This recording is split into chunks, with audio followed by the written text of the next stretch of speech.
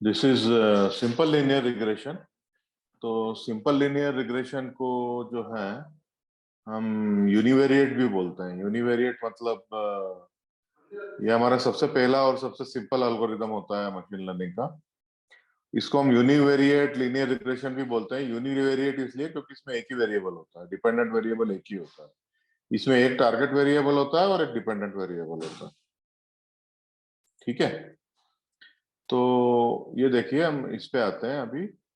Normally जो है वो दो तरह की मेथड्स होती है, एक तो सुपरवाइज लर्निंग और एक अनसुपरवाइज लर्निंग। तो सुपरवाइज लर्निंग जो है हमारा जो है 90% से ऊपर मेथड जितने भी होती है रिग्रेशन में या हमारे मशीन लर्निंग में, वो सुपरवाइज्ड ही होती है। या फिर आप फील्ड में जाएंगे और आपको जो प्रॉब्लम्स मिलेंगे तो वो भी 80-90% जो है आपको सुपरवाइज लर्निंग के ही मिलेंगे।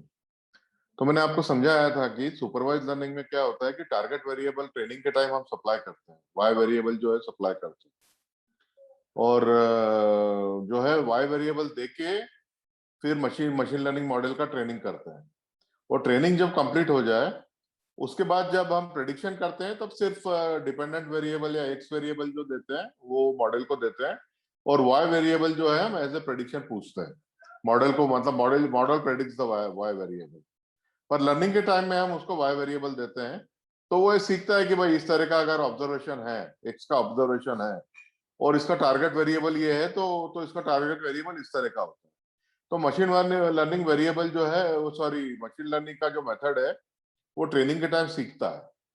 वो हम वाई वेरिएबल सप्लाई करते हैं तो, और जब हम प्रेडिक्शन करते हैं तब वो वाई वेरिएबल जो है वो प्रेडिक्ट करता है। ठीक है। दूसरी तरह की मेथड होती है unsupervised method. Unsupervised learning method होती है मशीन लर्निंग की, जिसमें कि आपका मेजर जो मेजर आपका होता है डिफरेंस है कि इसमें वाई वेरिएबल ट्रेनिंग के टाइम में सप्लाई नहीं करते हैं। वाई वेरिएबल सप्लाई नहीं करते हैं मतलब कंप्यूटर अपने आप से ही जो है इंटेलिजेंस बनाता है, इंटेलिजेंस से फिगर आउट करता है कि इनको किस कैसे सेपरेट करना है। या जैसे मैंने आपको वो वेजिटेबल सेपरेशन का एक एग्जांपल दिया था, तो उस तरह का जो उस मेथड्स हैं उनको सुपरवाइज अनसुपरवाइज बोलते हैं। तो सुपरवाइज मेथड में हम लोग जो है टारगेट वेरिएबल वाई सप्लाई करते हैं, अनसुपरवाइज में सप्लाई नहीं करते। अब आप सबसे पहले अनसुपरवाइज मेथड देखिए किस तरह की होती है। देखिए अभी हमारी डाटा पॉइंट्स इस तरह के हैं, जैसे ये है एक्स वेरिएबल हॉरिजॉन्टल पे, वाई वेरिएबल जो है वो वाई वाई एक्सिस पे है। हमने कुछ पॉइंट प्लॉट किए, देखिए अलग अलग पॉइंट, कुछ कुछ ग्रीन डॉट्स है, कुछ रेड स्टार्स हैं, और कुछ डायमंड्स बने हुए हैं ब्लू कलर के। इसका मतलब कि अलग अलग वेराइटी के हमारे पास पॉइंट्स हैं जो कि अलग अलग इवेंट्स को या अलग अलग टाइप की इवेंट्स को रिप्रेजेंट करते हैं। उसके बाद फिर हम उसको जब अनसुपरवाइज सिस्टम में फीड करते हैं, इसमें देखिए कि हम वाई सप्लाई नहीं कर रहे हैं, वाई मतलब टारगेट वेरिएबल सप्लाई नहीं कर रहे हैं, सिर्फ ये जो पॉइंट है उसके एक्स वाई वेरिएबल सप्लाई कर रहे हैं। पर जो टारगेट वेरिएबल है वो सप्लाई नहीं कर रहे हैं कि ये किस तरह के। हम कंप्यूटर को ये नहीं बता रहे हैं कि डायमंड क्या रिप्रेजेंट करता है या स्टार क्या रिप्रेजेंट करता है या फिर ये ग्रीन डॉट्स क्या रिप्रेजेंट करते हैं, हम बता नहीं रहे हैं कंप्यूटर को। पर इसको मतलब ये अनसुपरवाइज मेथड के अंडर में तहत जब हम इसको क्लस्टरिंग सिस्टम, ये जो कि एक प्रकार का अनसुपरवाइज लर्निंग मेथड होता है, क्लस्टरिंग सिस्टम जो होता है, क्लस्टरिंग मेथड, वो अनसुपरवाइज लर्निंग कहलाता है। तो उसमें जब फीड करते हैं तो देखिए कि वो जो एल्गोरिदम है उनको वो अलग अलग कर देता है, स्टार अलग कर दिए, ग्रीन डॉट्स अलग कर दिए, और जो है डायमंड्स अलग कर दिए। तो ये कब किया उसने कि ट्रेनिंग में भी हमने उसको टारगेट वेरिएबल नहीं दिया था, कंप्यूटर ने अपना ही इंटेलिजेंस लगा के पता कर लिया कि ये रेड स्टार सिमिलर होंगे, ये ग्रीन स्टार जो है वो सिमिलर होंगे, और ये जो ब्लू डायमंड्स है वो सिमिलर होंगे। ये कंप्यूटर ने जो है अपना ही जो है इंटेलिजेंस लगा के पता कर लिया और सेपरेट कर लिया। तो इस तरह के मेथड्स को हम अनसुपरवाइज बोलते हैं। और सुपरवाइज मेथड मतलब जो मैंने आपको बताया कि उसमें हम उसको मतलब टारगेट वेरिएबल सप्लाई करते हैं। तो ये आपको अगर अभी नहीं भी समझ में आ रहा है तो आप उतना परेशान मत होइए, क्योंकि सुपरवाइज मेथड हम इसकी 10-12 मेथड करेंगे तो आपको अच्छे से समझ में आ ही जाएगा। तो देखिए जो सुपरवाइज मेथड होती है दो तरह की होती है।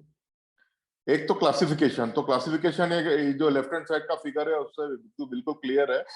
ये प्लस साइन जो है वो जो है डॉटेड लाइन के ऊपर बिलोंग करते हैं, और ये जो ब्लू बॉल्स है डॉटेड लाइन के बिलो बिलोंग करते हैं। अगर हम ये मिक्स करके अगर एक मशीन लर्निंग एल्गोरिदम को दे देते हैं सुपरवाइज मेथड को, तो सुपरवाइज मेथड उसको क्लासिफाई कर देगा कि प्लस जो है वो इस तरफ आएंगे और जो ब्लू बॉल्स है वो इस तरफ आएंगे। तो इसको करने की मेथड जो है हम अभी देखेंगे, ठीक है। और एक तरह का इस तरह का ये जो क्लासिफिकेशन प्रॉब्लम हो गया। दूसरा प्रॉब्लम होता है रिग्रेशन प्रॉब्लम। तो रिग्रेशन प्रॉब्लम में क्या है कि जैसे हमारे पास एक्स और वाई पे कुछ पॉइंट्स दे दिए गए हैं हमको, जैसे ये ब्लू बॉल्स दिख रहा है ना, तो ये हमारे ऑब्जर्वेशन है, इवेंट के ऑब्जर्वेशन है। कोई इवेंट है, कोई फील्ड ऑब्जर्वेशन है, उसके ऑब्जर्वेशन है। ये पॉइंट जो है हमको दिए गए हैं, ठीक है। तो ये हम एक बेस्ट रिग्रेशन लाइन जो है, डॉटेड लाइन जो रेड कलर की आप देख रहे हैं, तो इस पे बेस्ट रिग्रेशन लाइन हम लोग फिट कर रहे हैं। ये बेस्ट रिग्रेशन लाइन इसमें हम लोग फिट कर रहे हैं। तो ये फिट करना जो होता है, ये सिर्फ एकेडमिक इंटरेस्ट के लिए नहीं होता है, कि मतलब इसका हमेशा कुछ ना कुछ प्रैक्टिकल सिग्निफिकेंस होता है। अगर इस तरह के डॉटेड लाइंस पे अगर हमारे को मतलब ये लाइन हमने फिट कर दी, उसके बाद हमारे पास कोई ऑब्जर्वेशन आ गया जिसका टारगेट वेरिएबल हमको पता नहीं है, तो हम सिर्फ मतलब टारगेट जो जो इनपुट वेरिएबल है उसको वो लाइन में फीड, लाइन के इक्वेशन में फीड करके टारगेट वेरिएबल पता कर सकते हैं। और इसी तरह से हमारे पास मतलब हमारे पास ऐसा कोई वेरिएबल आ गया क्लासिफिकेशन प्रॉब्लम में, कि वो किसी ने ये बताया नहीं कि हमको ये बॉल है कि प्लस पॉइंट है, बताया नहीं उसने हमको, फिर भी हम उसको क्लासिफाई कर सकते हैं कि ये जो है, ये पॉइंट जो है बॉल की कैटेगरी में जाएगा या प्लस की कैटेगरी में जाएगा। तो इसका प्रैक्टिकल सिग्निफिकेंस होता है हमेशा, जो भी हम मशीन लर्निंग प्रॉब्लम्स जो मॉडल वगैरह हम लोग बनाते हैं, तो इसका प्रैक्टिकल सिग्निफिकेंस होता है, ठीक है ना। इसका प्रैक्टिकल सिग्निफिकेंस होता है, तो इसीलिए हम मॉडल बनाते हैं, सिर्फ एकेडमिक इंटरेस्ट के लिए नहीं होता, ठीक है। तो अब मैं आपको यहाँ पे यहाँ पे मैं आपको एक एग्जांपल बताऊंगा कि ये देखिए, बहुत सारी कंपनियां रेडियो पे एडवर्टाइजमेंट देती है, ठीक है ना, रेडियो पे एडवर्टाइजमेंट देती है। तो हमने पर वीक देखिए कि रेडियो में कितनी एडवर्टाइजमेंट, पर वीक या पर मंथ मान लीजिए, हमने रेडियो में कितनी एडवर्टाइज दी, वो हम प्लॉट करते जा रहे हैं। तो पहले हमने 50 दी, फिर 100 दी, फिर 150 दी, फिर 200 दी। तो नंबर ऑफ रेडियो एडवर्टाइजमेंट जो है हमने एक्स एक्सिस पे प्लॉट कर दिया, और वाई एक्सिस पे जो है हम जो है वो प्लॉट कर रहे हैं कि हमारा रेवेन्यू अगर अभी $100 या मतलब $1000 पर वीक आता था या पर मंथ आता था, तो ये रेडियो के एडवर्टाइजमेंट देने के बाद से कितना बढ़ा। तो हम देख रहे हैं कि ये 50 एडवर्टाइजमेंट जब हम दे रहे हैं तो हमारा रेवेन्यू जो है $5000 से बढ़ रहा है पर वीक। जब 100 एडवर्टाइजमेंट देते हैं तो ये हमारा रेवेन्यू जो है ये मतलब 10,000 से बढ़ जाता है। तो इस तरह से हमारे पास XY पॉइंट का सेट है। जो रेवेन्यू है, फिर हमारा डॉलर जो बढ़ रहा है वो है वाई एक्सिस पे, और एक्स एक्सिस पे जो है नंबर ऑफ रेडियो एड्स हैं। तो हम ये देखना चाहते हैं कि जैसे जैसे हम नंबर ऑफ रेडियो एड्स बढ़ाते जा रहा है, हमारा जो है रेवेन्यू किस तरह से बढ़ रहा है। तो देख रहे हैं कि जब हम बहुत ज्यादा एड देने लगते हैं रेडियो पे, 200 एड पर वीक देने लगते हैं, तो हमारा रेवेन्यू बढ़ के एकदम 25,000 जो है वो पहुंच जाता है। तो इसका ये मतलब है कि मतलब हम रेडियो पे एड देते क्यों हैं, सिर्फ जो है हमारा रेवेन्यू बढ़े या हमारी सेल बढ़े, इसीलिए हम जो है रेडियो पे जो है वो एड देते हैं, राइट। तो हम ये देख रहे हैं कि जैसे जैसे नंबर ऑफ एड्स बढ़ाते जा रहा है, हमारा रेवेन्यू है, हमारा सेल्स जो है, सेल्स और रेवेन्यू एक ही चीज होती है, तो सेल्स या रेवेन्यू किस तरह से बढ़ रहा है। अब ये जो पॉइंट हमने प्लॉट किया है, एक्स एक्सिस पे 50 50 जो है वो रेडियो एड ले लिए, और जो है वाई एक्सिस पे 5000 जो रेवेन्यू बढ़ा वो ले लिया। इस तरह से हमने पॉइंट्स प्लॉट किए। तो ये पॉइंट जो ब्लैक ब्लैक डॉट जो आप देख रहे हैं, ये एक्चुअल ऑब्जर्वेशन आप देख रहे हैं कि भाई ये इतना रेवेन्यू दिया, मैं इतना एड बढ़ाया, इतना एड बढ़ाया, तो मेरे को इतना रेवेन्यू मिला। तो ये एक्चुअल ऑब्जर्वेशन है जो फील्ड में ऑब्जर्व किए गए। और ये जो डॉटेड जो लाइन देख रहे हैं आप, जो डॉटेड लाइन खींची हुई है यहाँ पे, स्लांट लाइन जो खींची हुई है, ये आप देख रहे हैं कि ये एक जो है वो रिग्रेशन लाइन जिसको बोलते हैं मैथमेटिकल मॉडल फिट किया गया इन पॉइंट्स के ऊपर। तो आप ये देख रहे हैं कि ये पॉइंट जो है ऊपर नीचे है लाइन के, थोड़ा एग्जैक्टली तो नहीं है, पर प्रैक्टिकली आप अगर बोला जाए तो ये सारे पॉइंट इसी लाइन, मतलब ये देख रहे हैं कि हमारा जो रेवेन्यू है रेडियो एड्स के साथ वो लिनियरली बढ़ता है। मतलब जैसे जैसे हम रेडियो की एड्स बढ़ाते जाते हैं वैसे वैसे हमारा रेवेन्यू बढ़ता जाता है। ये रिलेशनशिप क्लियर है। तो ये पहले तो हम क्या करेंगे कि ये ऑब्जर्वेशन प्लॉट कर लेंगे ग्राफ के ऊपर, ये ऑब्जर्वेशन ब्लैक डॉट के रूप में प्लॉट कर लेंगे, ठीक है। उसके बाद हम मैथमेटिकल मॉडल लगा के, मैं आपको बताऊंगा, अपन आगे डिस्कस करेंगे कि इस तरह के मैथमेटिकल मॉडल किस तरह से लगाए जाते हैं। तो मशीन लर्निंग का मॉडल बना के हमने ये रेड डॉट वाली जो लाइन है वो फिट कर दी। तो ये रेड डॉट वाली लाइन फिट हमने सिर्फ एकेडमिक इंटरेस्ट के लिए नहीं की है। अब आप देखिए लाइन को हम जैसे आगे बढ़ाते हैं 200 एड के बाद, 200 रेडियो की एड जो है एक्सट्रीम है, इसके आगे बढ़ाते हैं, और मैं तुमसे पूछता हूं कि अगर मैं 400 एड दूंगा, मैं अगर 400 एड देता हूं तो मेरा रेवेन्यू कितना बढ़ेगा। अब वो प्रैक्टिकल ऑब्जर्वेशन तो आपके पास है नहीं, तो इसमें जो रेवेन्यू है, जो सेल्स है, जो वाई एक्सिस पे है वो टारगेट वेरिएबल है या वाई वेरिएबल है, और जो एक्स एक्सिस पे नंबर ऑफ रेडियो एड्स है ये इंडिपेंडेंट वेरिएबल है या इनपुट वेरिएबल है। अब मैं आपको एक इनपुट वेरिएबल एक्स दे के पूछता हूं कि इसकी वैल्यू 400 है, नंबर ऑफ रेडियो एड मैंने 400 कर दिया। अब तुम भाई हमारा मैथमेटिकल एनालिस्ट हो, हमारे डाटा एनालिस्ट हो, हमको बताओ कि 200 जब तक मैं रेडियो एड दे रहा था तब तक तो मैंने तुमको फील्ड का डाटा दे दिया, तुमने मैथमेटिकल मॉडल भी बना दिया, फैंटास्टिक। अब मेरी नंबर ऑफ रेडियो अगर मैं रेडियो की एड अगर मैं 400 कर दूं तो मेरा पैसा, मेरे को ज्यादा पैसे लगेंगे भाई रेडियो पे देने के लिए, ज्यादा पैसे लगेंगे। तो नंबर ऑफ एड्स अगर मैं 400 कर दूं तो मेरा रेवेन्यू कितने से बढ़ेगा। तो जितना पैसा मैं रेडियो एड के लिए दूंगा वो वर्थ है कि नहीं। मतलब अगर मैं रेडियो पे स्पेंड करने के लिए अगर मैं $10,000 देता हूं तो मेरा रेवेन्यू करीब $50,000 या $1,00,000 से बढ़ना चाहिए ना, तभी तो मेरे को फायदा है रेडियो एड देखे, ना तो मैं फालतू में रेडियो एड क्यों दूंगा। अब मेरा वैलिड क्वेश्चन है आपको, आप डाटा एनालिस्ट हो, कि मैंने नंबर ऑफ रेडियो एड 400 कर दिया, 500 कर दी, तो आप मेरा बताओ, आप बताओ कि रेडियो नंबर ऑफ रेवेन्यू, कितना रेवेन्यू बढ़ेगा मेरा इससे। तो आपको ये आपको बताना पड़ेगा, तो आप मैथमेटिकल मॉडल से बताओगे। तो ये मैथमेटिकल मॉडल क्या है, ये देखिए, ये लाइन जो देख रहे हैं आप, ये ज्योमेट्रिक रिप्रेजेंटेशन है मैथमेटिकल मॉडल का। ये जो डॉटेड लाइन देख रहे हैं रेड कलर की या ऑरेंज कलर की, ये मैथमेटिकल मॉडल का जो है ज्योमेट्रिक रिप्रेजेंटेशन है। पर इसको अगर आप कोऑर्डिनेट ज्योमेट्री में देखें तो ये इस तरह से रिप्रेजेंट होता है, y is equal to 78.075x plus 7930 plus 790.4। तो ये आप लेफ्ट पर देखिए, नीचे का सेकंड बॉक्स देखिए, नीचे का सेकंड बॉक्स, जो लेफ्ट में बॉक्स बने हुए हैं दो रेक्टेंगुलर, इसमें नीचे का सेकंड बॉक्स देखिए, इसमें लिखी हुई है कि equation y is equal to mx plus C. ये y is equal to mx plus C equation जो है आपको कोऑर्डिनेट ज्योमेट्री में वेरी, मतलब 9वीं 10वीं में, या हो सकता है 11वीं 9वीं 10वीं में आपको पढ़ाई गई थी, तो ये आपको फेमिलियर लगती होगी इक्वेशन। तो ये देखिए, अब जो ग्राफ में जो इक्वेशन लिखी हुई है y is equal to 78x plus 7930 जो है, ये y is equal to mx plus C के ही फॉर्म की है। 78.05 जो है वो m है, और जो कांस्टेंट c है वो है 7930.4, ये c है। तो ये इस तरह का आपने मैथमेटिकल मॉडल बना दिया तो भाई आपका तो काम हो गया। अब आपका मैथमेटिकल मॉडल एक्यूरेट है तो आप नंबर ऑफ एक्स क्या है यहाँ पे, एक जो है नंबर ऑफ रेडियो एड्स है, एक्स जो है नंबर ऑफ रेडियो एड्स है, और वाई क्या है, वाई क्या है जो रेवेन्यू है। अब आप जो है एक्स की वैल्यू डालते जाइए, 500 400 कुछ भी वैल्यू डालिए, ये इक्वेशन आपको वाई का वैल्यू देता जाएगा। आपका जो मैनेजर है या फिर आपका जो छोटी कंपनी है अगर उसका मालिक है, बड़ा खुश हो जाएगा कि भाई आप तो बहुत अच्छे डाटा एनालिस्ट हो, आप तो बहुत अच्छे से प्रेडिक्ट कर रहे हो कि मैंने 400 ऐड कर दी तो मेरा रेवेन्यू $50,000 हो गया, 500 ऐड कर दी तो मेरा रेवेन्यू $60,000 हो गया।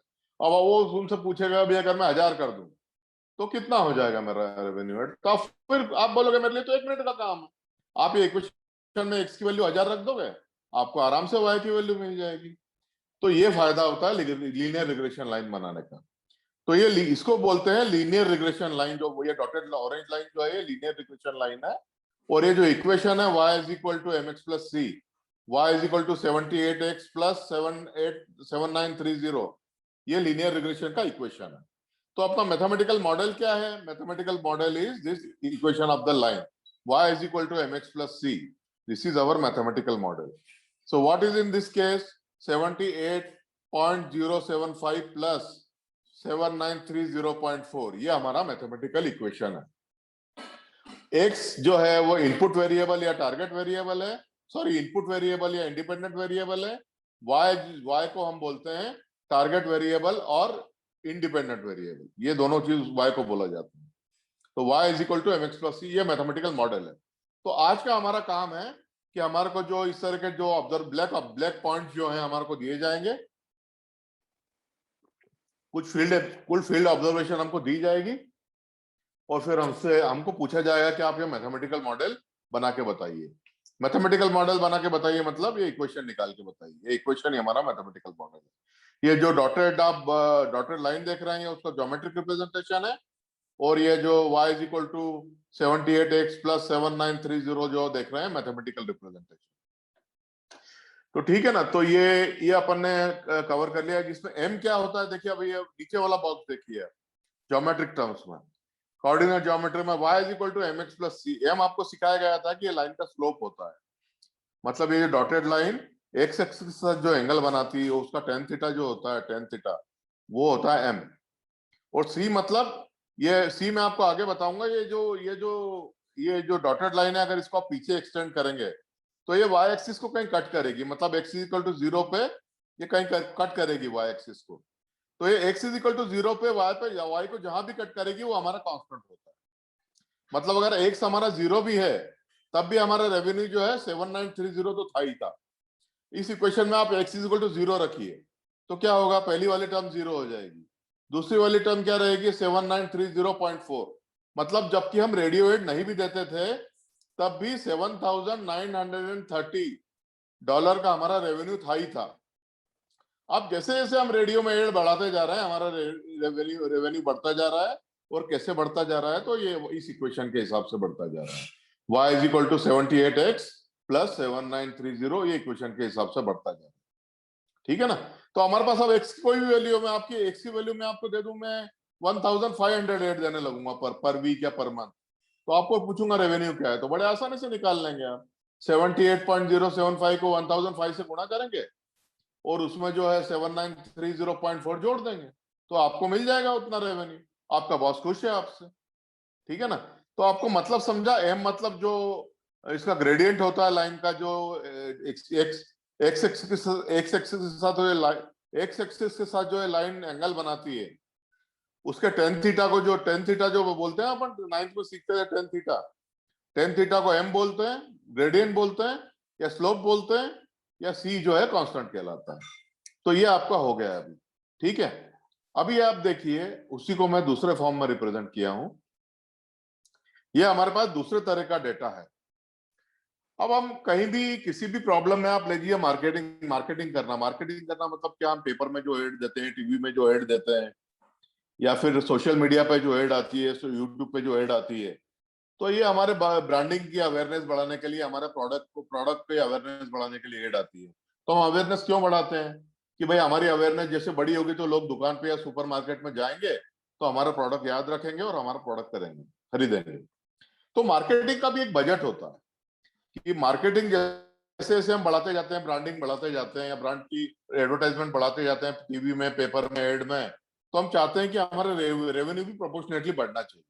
तभी तो हम मार्केटिंग में स्पेंड करेंगे, नहीं तो स्पेंड नहीं करेंगे ना। भैया हम ऐड देते जा रहे हैं और हमारा सेल्स बढ़ ही नहीं रहा है, तो फिर हम क्यों ऐड देंगे, ऐड देना बंद कर देंगे हम तो। इसलिए मार्केटिंग का बजट होता है। तो ये देखिए रियलिस्टिक प्रॉब्लम है, marketing budget in lakhs, x axis पे प्लॉट किया गया है, लाख रुपीज में 50 lakh rupees, 100 lakh rupees, 150 lakh rupees, और ये लास्ट है 400 लाख रुपीज। तो कोई बड़ी कंपनी है। ठीक है, ये इसको जो है एक्स एक्सिस पे देखिए दिखाया गया है, इंडिपेंडेंट वेरिएबल बोलते हैं इसको। और सेल्स जो है करोड़ रुपीज में है, सेल करोड़ रुपीज में है, वाई एक्सिस पे प्लॉट की 5 करोड़, 10 करोड़, 15 करोड़, 20 करोड़, 25 करोड़, ये सेल को हमने प्लॉट किया। और ये रेट जो देख रहे हैं आप, ये सब कुछ डेटा पॉइंट्स हैं जो कि हमारे फील्ड में दिखे वाकई में, मतलब जो हमने ऑब्जर्व किए। तो अगर हमने 100 lakhs ऑफ मार्केटिंग स्पेंड किया तो हमारा जो सेल्स है वो 10 करोड़ से बढ़ा, मतलब जो है काफी बढ़ रहा है हमारा सेल। जब हमने 400 लाख के आसपास, जब हमने सेल 400 लाख के आसपास हमने मार्केटिंग में स्पेंड करना शुरू किया तो हमारा सेल जो है करीब 22 करोड़ के आसपास बढ़ गया। ठीक है ना, तो ये इंक्रीमेंटल है। तो ये इस तरह के जो है हमारे एक्चुअल इवेंट पॉइंट्स हैं। तो इससे हमको इससे एक जो है हमको स्ट्रेट लाइन फिट करनी है। देखिए अब ये भी देख रहे हैं कि आप ये एक स्ट्रेट लाइन के अलॉन्ग ही रहेंगे अप्रोक्सीमेटली, ये थोड़ा बहुत डेविएशन आएगा इधर उधर, पर अधिकतर ये अगर मोरलेस आप प्रैक्टिकली पूछें तो ये लाइन भी जो है, जैसे जैसे आप मार्केटिंग स्पेंड बढ़ाते जा रहे हैं, लीनियरली जो है आपका सेल्स भी बढ़ता जा रहा है, तो ये पॉइंट भी सारे मोरलेस एक लीनियर मॉडल पे फिट होंगे। तो इस पे एक्स मार्केटिंग बजट जो है वो इंडिपेंडेंट वेरिएबल या एक्स है, या और जो वाई जो है वो आपका सेल्स वेरिएबल है, सॉरी वाई सेल्स वेरिएबल जो है वो वाई है। तो इसकी सिंपल इक्वेशन में आएगा y is equal to M x plus C, इस इक्वेशन में फिट हो जाएगा ये, ठीक है ना। तो ये इक्वेशन अपन फिट करेंगे। अब मैं यहाँ पे जो है 2 मिनट का ब्रेक ले रहा हूं, अगर किसी को कोई क्वेश्चन है तो अभी पूछिए, क्योंकि ये समझ में आना बहुत जरूरी है। मैं पीछे जाता हूँ क्योंकि ये ज्यादा क्लियर एग्जांपल है। तो अभी यहाँ पे अगर किसी को कोई क्वेश्चन हो तो आप म्यूट ओपन करके पूछ सकते हैं। आर्यमान, आपको कोई क्वेश्चन है? नहीं, कोई क्वेश्चन नहीं है। तो अगर किसी को कोई क्वेश्चन हो, सोमन या फिर स्मृति या किसी को भी, जागृति, आपको क्वेश्चन हो तो आप यहाँ पूछ सकते हैं। ये समझ में आया आपको? जागृति, समझ में आया आपको यहाँ तक? Yes sir. सिंपल है मैडम, ये बिल्कुल एक सिंगल वेरिएबल है। मतलब एक्स जो है आपको इनपुट दिया जाएगा, वाई आपको आउटपुट निकालना है। तो ये इक्वेशन ऑफ स्ट्रेट लाइन पे फिट हो जाता है। It is the simplest linear, it is the simplest machine learning model, सबसे सिंपल मशीन लर्निंग मॉडल है, ठीक है। अब हम आगे चलते हैं। देखिए कुछ एक्स एक्सिस पे हमारा एक इनपुट वेरिएबल है, कुछ तो भी है, some input variable we have plotted on x-axis, and corresponding target variable और output variable और independent variable जिसको बोलते हैं वो हमने y-axis पे प्लॉट कर रखा है। ये जो थिक ब्लैक लाइन दिख रही है, ये हमने रिग्रेशन लाइन जो है इस पे फिट कर दी हमने। फिट कैसे करना हम अभी आगे देखेंगे। और ये ब्लू बॉल जितने भी देख रहे हैं ये हमारे एक्चुअल ऑब्जर्वेशन मतलब जब x की वैल्यू 2.25 थी तो y की वैल्यू जो थी 5.6 से 5.7 के आसपास थी। तो ये एक्चुअल हमारा डेटा पॉइंट्स हैं, एक्चुअल डेटा पॉइंट जो हमको इवेंट में ऑब्जर्व हुए हैं, ये हमने ऑब्जर्व किए, ठीक है। और ये ब्लैक थिक लाइन जो है रिग्रेशन लाइन हमने प्लॉट की। तो नेचुरली हमारे मॉडल में एरर है। एरर क्यों है? क्योंकि एक्चुअल पॉइंट तो ये ब्लू पॉइंट्स है भाई, हमारे एक्चुअल पॉइंट है। कोई भी आपको बोलेगा कि एक्चुअल पॉइंट तो आपके ब्लू पॉइंट है, एक्चुअल पॉइंट जो है वो तो ब्लू पॉइंट है आपके, पर आपने जो लाइन फीड करी है वो तो ब्लैक है, वो किसी भी ब्लू लाइन के ऊपर से नहीं जा रही है। पर आप बोलोगे भाई ये थोड़ा अप्रोक्सीमेट रहता है मॉडल, ±5% ±7% एरर रहता ही है। तो ये देखिए आपको एक जो रेड लाइन दिख रही है वर्टिकल, ये एरर कहलाता है। मतलब क्या? Actual minus predicted. प्रेडिक्टेड कहां पे है? Predicted will naturally lie along the regression line, जो थिक लाइन है उसको प्रेडिक्टेड रहेगा, प्रेडिक्टेड वैल्यू रहेगी। और एक्चुअल वैल्यू क्या है? जो एक्चुअल वैल्यू जो हमने ऑब्जर्व करी है वो एक्चुअल वैल्यू, ठीक है। तो एक्चुअल माइनस प्रेडिक्टेड को हम एरर बोलते हैं, रेसिडुअल या एरर बोलते हैं, ठीक है, रेसिडुअल या एरर बोलते हैं। तो ये एरर पे ही सारा खेल है हमारा। जो रिग्रेशन की जो लाइन हम फिट करते हैं ना, तो हम इस तरह से फिट करते हैं कि ये एरर जो है मिनिमाइज हो जाए, ये सारा खेल जो है पूरा एरर का ही है। ये एरर पूरे जो रिग्रेशन की लाइन हम निकालने के चक्कर में रहते हैं, इसमें हमारा प्रयास यही रहता है कि हमारी एरर मिनिमाइज हो जाए, क्योंकि हम चाहेंगे ना कि हमारा मॉडल जितना एक्यूरेट हो सके उतना होना चाहिए हमारा मॉडल एक्यूरेट। अभी आप देखिए सबसे राइट का जो ब्लू बॉल है, सबसे राइट का जो ब्लू डॉट है, उसमें एरर सबसे ज्यादा है, देख रहे हैं, काफी एरर है इसमें। और जो पहला वाला जो ब्लू डॉट है लाइन के ऊपर की तरफ, उसमें एरर कम है जरा, पर फिर भी एरर तो है ही ना।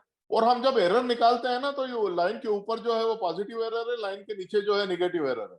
पर हम निगेटिव पॉजिटिव नहीं लेते, हम एब्सोल्यूट वैल्यू लेते हैं, एरर का मैग्नीट्यूड लेते हैं, साइन नहीं लेते। एरर का मैग्नीट्यूड लेते हैं और उसको जोड़ते हैं, उसको टोटल एरर बोलते हैं। तो आप देखिए अब इसको इक्वेशन कैसे बनाते हैं इसका हम। तो ये मैं एक बार और आपके लिए इक्वेशन वापस रिपीट कर रहा हूं। एक्स वेरिएबल देखिए, ये एक्स पे प्लॉट किया है हमने, इंडिपेंडेंट इनपुट वेरिएबल है, ये सॉरी डिपेंडेंट इनपुट वेरिएबल है। वाई मतलब इंडिपेंडेंट वेरिएबल या टारगेट वेरिएबल हमने यहाँ प्लॉट किया है। ये सारे ब्लैक पॉइंट जो है ये ब्लैक पॉइंट्स जो हैं वो एक्चुअल पॉइंट्स हैं, और ये जो हमने ब्लू लाइन फिट की है रिग्रेशन लाइन, ठीक है, रिग्रेशन लाइन है, और ये एरर टर्म जो है दिखा रहा है यहाँ पे, जो वर्टिकल लाइन है ये एरर लाइन है। अब आप देखिए इक्वेशन को है ना थोड़ा प्रोफेशनल फॉर्म में लिखा गया है।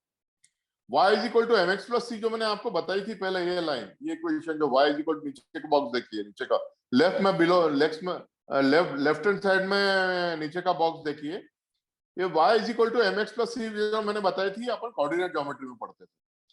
पर हम जो यही जो इक्वेशन है, हम जो जब इसको पढ़ते हैं हमारे मशीन लर्निंग में, तो हम इसको इस फॉर्म में पढ़ते हैं।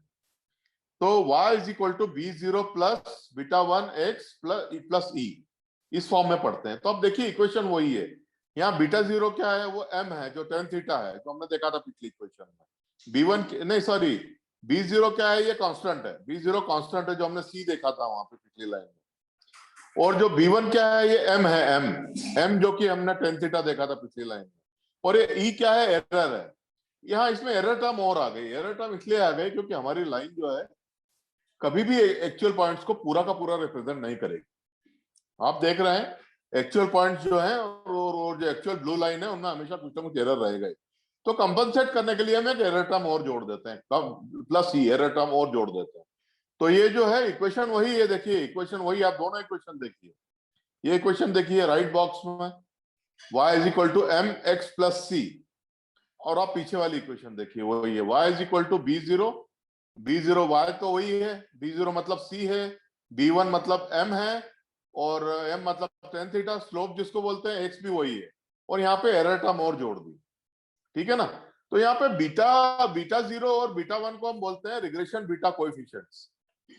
तो हम इनको कांस्टेंट या b0 को जैसे हम वहां कांस्टेंट बोल रहे थे, और b1 को जहां हम स्लोप बोल रहे थे, तो ऐसा ना बोल के इनको हम एक जेनरिक नाम दे दिया, इनको हमने नाम दे दिया कि ये बीटा कोएफिशिएंट है भाई, क्योंकि एक b0 है, एक b0 है और एक b1 है, तो इनको हम जेनरिक नाम दे दिया, एक जनरल नाम दे दिया, इनको हम बीटा कोएफिशिएंट बोलते हैं। तो इनकी वैल्यू हमको निकालनी होती है।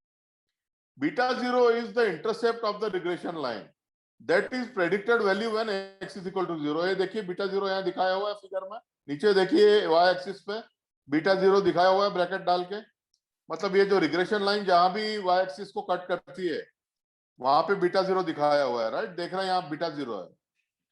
पर इसमें जो बीटा 1 दिखाया हुआ है मेरे ख्याल है सही नहीं है, बीटा 1 ये बराबर नहीं है, बीटा 1 जो है वो tan थीटा है, तो आप ये बीटा 1 पे ध्यान मत दीजिए। पर ये देखिए कि ये जो ट्रायंगल बन रहा है आपका, जो ग्रीन ट्रायंगल बन रहा है, इसमें जो परपेंडिकुलर के सामने वाला एंगल है tan थीटा जिसको बोलते हैं अपन, तो tan theta is b1, okay, b1 is the tan theta. ये जो ट्रायंगल बनाया है यहाँ पे इसने ग्रीन लाइन का, ये जो है b1 जो दिखा रहा है ये परपेंडिकुलर है, और आप बेस तो आपको पता ही है, तो perpendicular upon base is your b1।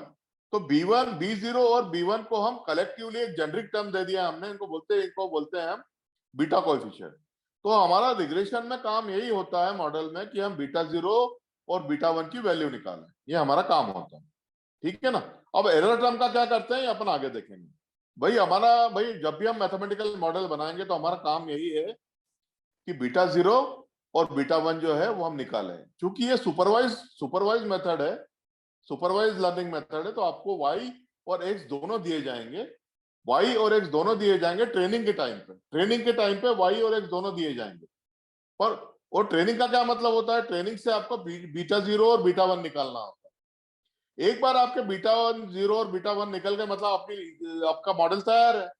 फिर आपको प्रेडिक्शन करने का बोला जाएगा। प्रेडिक्शन करने का मतलब क्या होता है, आपको सिर्फ x दिया जाएगा, आपको x दिया जाएगा, पूछा जाएगा y क्या होता है। तो सिंपल है आपके लिए, आपके पास बीटा 0 की भी वैल्यू है, बीटा 1 की भी वैल्यू है, x की वैल्यू आपको दे दी गई है, आप जो है प्रेडिक्शन y निकाल सकते हैं।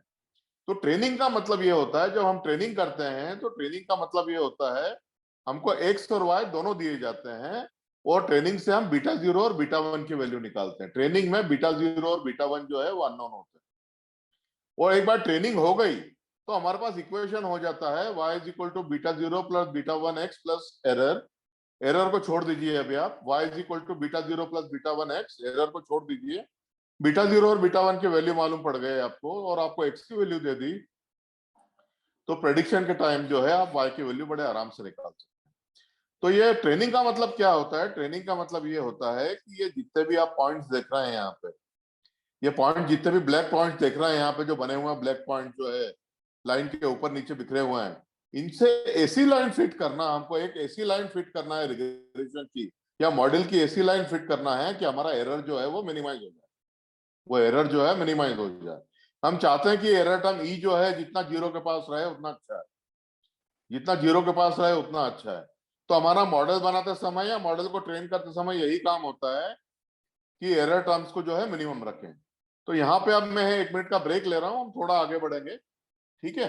तो अगर यहाँ किसी को अगर किसी को यहाँ पे ये इंपॉर्टेंट है, काफी जनरलाइज्ड इक्वेशन मैंने आपको बताई, रिग्रेशन की जेनरिक इक्वेशन, अगर आपको इसमें अगर आपको कोई डिफिकल्टी है तो आप यहाँ पूछ सकते हैं।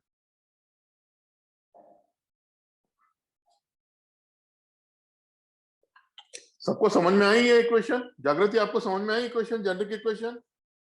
Yes sir. आर्यमान, आपको आया समझ में? हाँ, समझ में आ गया है। ठीक है ना?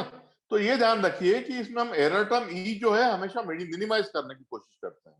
ट्रेनिंग टाइम में आपको वाई और एक्स दोनों दिए जाते हैं, टारगेट वेरिएबल भी दिया जाता है और इनपुट वेरिएबल भी दिया जाता है। आपको बोला जाता है आप बीटा 0 और बीटा 1 की ऐसी वैल्यू निकालिए, बीटा 0 और बीटा 1 की ऐसी वैल्यू निकालिए कि एरर जो है मिनिमाइज हो जाए। ये एरर टर्म जो आप देख रहे हैं ई यहाँ पे, ये फिगर में, राइट हैंड साइड फिगर में, ये मिनिमाइज होना चाहिए। और ये रिग्रेशन लाइन जो है, ये जो y is equal to beta 0 plus beta 1 X plus E जो है, ये रिग्रेशन लाइन जो आप देख रहे हैं, रिग्रेशन लाइन ब्लू इसमें दिखाई हुई है राइट फिगर में, देखिए आपको रिग्रेशन लाइन है। बीटा 0 आप समझ गए, जो लाइन जो एक्स एक्सिस को, जो एक्स इज इक्वल टू 0 पे y को जहां कट करेगी वो वैल्यू को बीटा बोलेंगे, बीटा 0 बोलेंगे। और ये ट्रायंगल में जो tan थीटा की वैल्यू है, ये ट्रायंगल जैसे बनता है ना, यहाँ पे tan थीटा की जो वैल्यू है उसको जो आप b1 बोलेंगे। ये m है आपका, स्लोप है लाइन का। कोऑर्डिनेट ज्योमेट्री में भी यही सब सिखाया जाता है। अब आप थोड़ा आगे आइए, अब हम ये देखेंगे कि मॉडल की ट्रेनिंग कैसे की जाती है। तो मॉडल की देखिए, अब आपके पास जो है, मैंने आपको बोला ट्रेनिंग डेटा, मैंने आपको बोला ट्रेनिंग डेटा में आपको इनपुट वेरिएबल भी मिलेगा और आउटपुट वेरिएबल भी मिलेगा, मतलब आपको एक्स भी मिलेगा, वाई भी मिलेगा। तो ये देखिए, आप लेफ्ट हैंड साइड में टॉप पे देखिए, लेफ्ट हैंड साइड का जो बॉक्स है उसमें टॉप पे देखिए, x1 y1 x2 y2, इस तरह से आपको n पॉइंट दिए गए हैं, xn yn, ये ट्रेनिंग डेटा है। तो ये ट्रेनिंग डेटा आपने यहाँ पे प्लॉट कर दिया, ये प्लॉट कर दिया है, आप सारे ब्लैक पॉइंट जो है ये ट्रेनिंग डेटा आपने प्लॉट कर दिया। इसको हम ऑब्जर्वेशन बोलते हैं, ऑब्जर्व पॉइंट और ट्रेनिंग पॉइंट है ना, ट्रेनिंग के टाइम हमको मिलते हैं, इसलिए हम इनको ऑब्जर्व पॉइंट बोलते हैं और ट्रेनिंग पॉइंट बोलते हैं, ठीक है? तो ये हमने प्लॉट कर दिए, ब्लैक पॉइंट सारे प्लॉट कर दिए। देखिए आपको x1 y1 x2 y2 ऐसे n पॉइंट दिए गए xn yn तक। तो आपने x एक्सिस पे उनकी वैल्यू ली और y एक्सिस पे कॉरेस्पॉन्डिंग वैल्यू लेके प्लॉट कर दिया। अब ये एरर टर्म जो है, इसको रेसिडुअल सम ऑफ एरर बोलते हैं, RSS, ध्यान रखिएगा, इसको RSS बोलते हैं, रेसिडुअल सम ऑफ स्क्वायर्स। तो ये एरर टर्म का जो भी है, एरर टर्म जितनी भी है, जैसे एक्चुअल जो है वो ब्लैक पॉइंट रहेगा और प्रेडिक्टेड जो है वो हमेशा रिग्रेशन लाइन के अलोंग रहेगा। तो एक्चुअल माइनस प्रेडिक्टेड का स्क्वायर लेते हैं हम हमेशा। स्क्वायर क्यों लेते हैं? ताकि उसका प्लस माइनस जो है वो बराबर हो जाए, प्लस माइनस जो है उससे कोई मतलब ना रहे। तो लाइन के ऊपर जो है वो पॉजिटिव है, लाइन के नीचे जो है निगेटिव है, ठीक है?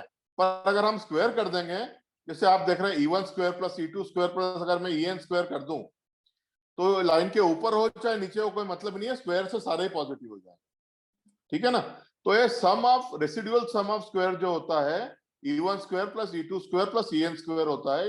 एरर का मतलब होता है predicted minus predicted, sorry, actual minus predicted का square, actual minus predicted, actual मतलब जो आपका एक्चुअल एक्स वाई है और प्रेडिक्टेड मतलब जो रिग्रेशन लाइन के ऊपर है उसका डिफरेंस, उसका स्क्वायर ले लो आप, और सारी एरर को जोड़ दो, सारे पॉइंट्स के लिए आप जितनी भी रेड वर्टिकल बार देख रहे हैं, रेड वर्टिकल बार देख रहे हैं, सबको जोड़ दो आप, सबका स्क्वायर करके जोड़ दो, तो हम सब उसको बोलते हैं रेसिडुअल सम ऑफ स्क्वायर्स। तो हमारा यही हमेशा मतलब रहता है, हमारा यही मॉडल ट्रेनिंग के समय आपको x1 y1 x2 y2 तो दिया जाता है, और हमारा यही हमेशा प्रयास रहता है कि हमारा जो एरर आरएसएस है, रेसिडुअल सम ऑफ स्क्वायर जो है, ये हमेशा मिनिमम रहे। जीरो के पास, जितना जीरो के पास रहे उतना आपका मॉडल जो है सक्सेसफुल या अच्छा माना जाएगा। ठीक है, अब आप थोड़े आगे, हम थोड़ा आगे आते हैं। तो अब थोड़ा आगे आते हैं अपन, इसमें थोड़ी मैं 2-3 टर्म और इंट्रोड्यूस कर रहा हूं। तो पहले आप टर्मिनोलॉजी समझिए। लेफ्ट हैंड साइड को, फिगर को देखिए, लेफ्ट हैंड साइड के फिगर को देखिए। तो लेफ्ट हैंड साइड में जो लाइन के ऊपर है, जो डॉट बना हुआ है, लाइन के ऊपर जो जो स्लैंटिंग लाइन है, जो मतलब जिसको हम बोलते हैं ना तिर्यक रेखा, तिरछी रेखा है, तिर्यक रेखा जो बोलते हैं, स्लैंटिंग लाइन है। ये स्लैंटिंग लाइन के ऊपर जो डॉट बना हुआ है, इसको इसको उन्होंने एक्स वाई, उसके वाई को बोला है वाई आई। उसके वैल्यू को देखिए, राइट में देखिए, सिंबल समझाए हुए हैं, वाई आई बोला है। ठीक है ना। और एक मीन की लाइन रिप्रेजेंट की गई है यहाँ पे। मीन जो हॉरिजॉन्टल लाइन दिख रही है एक्स एक्सिस के ऊपर, ये मीन की लाइन है। मतलब ये सारे डाटा पॉइंट का जो हम मीन ले लेंगे, सारे डाटा पॉइंट का एक्स, ये सारे डाटा पॉइंट नहीं है, x1 y1 x2 y2 और xn yn। तो x का अलग से मीन निकाल लो और y का अलग से मीन निकाल लो। तो ये मीन जो है, मीन वैल्यू जो है, ये है, ये मीन वैल्यू है। मतलब सारे सारे x के लिए मीन y वैल्यू क्या है, x के लिए, सारे x के लिए, फॉर ऑल x, y का मीन वैल्यू क्या है। मीन वैल्यू मतलब एवरेज वैल्यू क्या है y का। क्योंकि अगर हमारे पास इस तरह का मॉडल नहीं होगा तो हम नेचुरली क्या करेंगे, मीन वैल्यू निकालेंगे, राइट। तो हम ये देखना है कि हमारे for all values of x on x axis y का मीन वैल्यू क्या है। मीन वैल्यू मतलब क्या, y1 plus y2 plus y3 plus y4 up to yn divided by n, number of data points. ठीक है ना, उसको मीन बोलते हैं। तो वो मीन जो है हमने यहाँ प्लॉट कर दिया, हॉरिजॉन्टल लाइन हो, क्योंकि मीन जो है वो y एक्सिस के, x एक्सिस के पैरेलल होगा, है ना। क्योंकि मीन जो है वो मीन y वैल्यू ले रहे हैं अपन, y1 plus y2 plus y3 plus y4 up to yn divided by n, n is number of data points. तो for all values of x जो मीन होगा वो हॉरिजॉन्टल लाइन हमने प्लॉट कर दी। उसको हम y बार बताते हैं हमेशा। y और बार सब ये देखिए नीचे दिखाया हुआ है राइट हैंड साइड में। राइट हैंड साइड में जो सिंबल एक्सप्लेन किए इसमें देखिए, इसको y बार बता रहे हैं। तो वाई आई का मतलब ये हुआ कि वाई आई मतलब ये जो पॉइंट जो रिग्रेशन लाइन के ऊपर है, उसके कॉरस्पॉन्डिंग जो y वैल्यू है, उसको हम वाई आई बता रहे हैं, क्योंकि डेटा पॉइंट है हमारा, इसलिए वाई आई बताते हैं। वाई बार मतलब y की मीन वैल्यू बताई जा रही है, y की मीन वैल्यू को हम y बार बता रहे हैं। और ये y कैप देखिए, y के ऊपर एक टोपी लगाई हुई है हमने। सबसे ऊपर देखिए, जो राइट हैंड साइड में बताया ना, थोड़ा ब्लर है, पर सबसे ऊपर देखिए, y के ऊपर एक टोपी लगाई हुई है, y कैप। इसको y कैप बोला जाता है। एक तो y बार हो गया, बार तो समझ में आ गया, y के ऊपर एक हॉरिजॉन्टल डंडी बनाई है छोटी सी, y आई समझ में आ गया। आप सबसे ऊपर देखिए y बार। तो y बार मतलब ये हमारी प्रेडिक्टेड लाइन है। प्रेडिक्टेड लाइन मतलब, प्रेडिक्टेड लाइन मतलब जो है, प्रेडिक्टेड नहीं, ये वाई आई, सॉरी, मैं वाई आई मैंने आपको गलत बताया। वाई आई मतलब जो एक्चुअल डेटा पॉइंट है, सॉरी मैंने आपको गलत बताया। वाई आई मतलब एक्चुअल डाटा पॉइंट के करस्पॉन्डिंग जो वाई है, उसको वाई आई बोलते हैं। एक्चुअल डाटा पॉइंट जो है ना, यहाँ पे एक्चुअल डेटा पॉइंट जो ऊपर दिख रहा है आपको सबसे ऊपर, उसके करस्पॉन्डिंग जो वाई की वैल्यू है, उसको वाई आई बोलते हैं। वाई बीन मैंने आपको समझा दिया। और वाई कैप जो है, वाई कैप जो है वो रिग्रेशन लाइन के अलोंग जो प्रेडिक्टेड पॉइंट जो हम रिग्रेशन लाइन के अलोंग रख रहे हैं, उसको वाई कैप बोलते हैं। तो प्रेडिक्टेड पॉइंट कैसे निकाल रहे हैं हम। प्रेडिक्टेड पॉइंट जो है, आप ये फिगर देखिए, इसमें y is equal to alpha plus beta x से निकाल रहे हैं। ये इक्वेशन को अलग, वही y is equal to M x plus C, Y is equal to M x plus C जो हमारा इक्वेशन है, उसी को एक डिफरेंट फॉर्म में रिप्रेजेंट किया गया। अल्फा मतलब सी है और बीटा मतलब एम है, तो उसी इक्वेशन को दिया है। तो रिग्रेशन लाइन, ये रिग्रेशन लाइन से जो हम ये एक्स की वैल्यू जो इस इक्वेशन में रख के, अल्फा प्लस बीटा एक्स में रख के जो हम रिग्रेशन लाइन निकाल रहे हैं, उससे जो y की वैल्यू आ रही है उसको हम y कैप बोल रहे हैं। y यहाँ पे टारगेट वेरिएबल है, ठीक है। तो यहाँ पे मैं 3 नई टर्म इंट्रोड्यूस कर रहा हूँ। यहाँ मैं 1 मिनट का ब्रेक ले रहा हूँ। यहाँ पे अगर किसी को समझ में नहीं आया वाई आई, वाई बार और वाई कैप क्या है, ये पहले पूछ लीजिए, क्योंकि आगे बहुत आगे हम इसका एक्सटेंसिव यूज करने वाले हैं, तो ये चीजें समझ में आना चाहिए। मैं आपको वाई बार बता देता हूँ। वाई बार मीन है, y i is the y value of actual point, y cap is the actual, y cap is the predicted value, on the regression line. ये मैंने बताया आपको, अगर नहीं है तो आप बिंदास पूछिए। अभी यहाँ किसी को कोई प्रॉब्लम है तीनों समझने में? नीमा, वाई कैप क्या है? सर वाई कैप जो है वो रिग्रेशन लाइन पे गिवन पॉइंट है, रिग्रेशन लाइन पे प्रेडिक्टेड पॉइंट है। हाँ, वाई बार क्या है? Sir Y bar mean value है। मीन कैसे निकाला हमने? सर अपन ने सारे x1 y1 x2 y2 सारे y को ऐड करके नंबर ऑफ y से डिवाइड हाँ, किया। x1 y1 ऐड नहीं किया, सारे जो जितने भी सारे x1 y1 x2 y2 दिए थे उसके सारे y की वैल्यू को जोड़ के उसको नंबर ऑफ डाटा पॉइंट से डिवाइड कर दिया, राइट? Yes sir, correct. तो सारे x वैल्यू के लिए उसकी पॉइंट वैल्यू एक ही रहेगी, राइट? ये राइट सर। और yi क्या है? सर वाई आई जो अपना एक्चुअल पॉइंट है, उसका y वैल्यू है, राइट? Yes sir.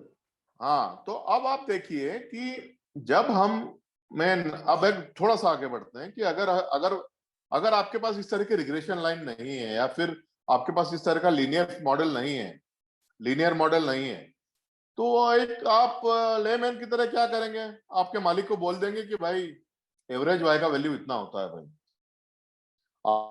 आप कितनी भी रेडियो के एड जो 1000 कर लो 2000 कर लो, आपका एवरेज इतना है भाई, वाई का वैल्यू इतना है।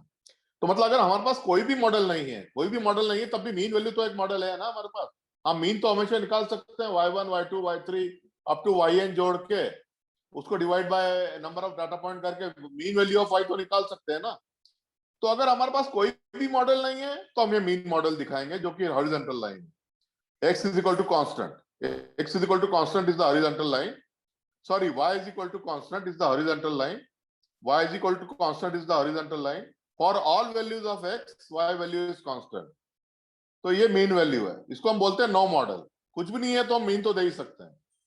तो आप ये देखिए कि जब एक्चुअल जो yi है, yi जो है हमारा एक्चुअल पॉइंट और मीन में जो डिफरेंस होता है, एक्चुअल पॉइंट और मीन में जो डिफरेंस होता है टोटल, देखिए फिगर में TSS से दिखाया गया है, TSS से total sum of squares, total sum of squares दिखाया गया है यहाँ पे, टोटल सम ऑफ स्क्वायर दिखाया गया है TSS।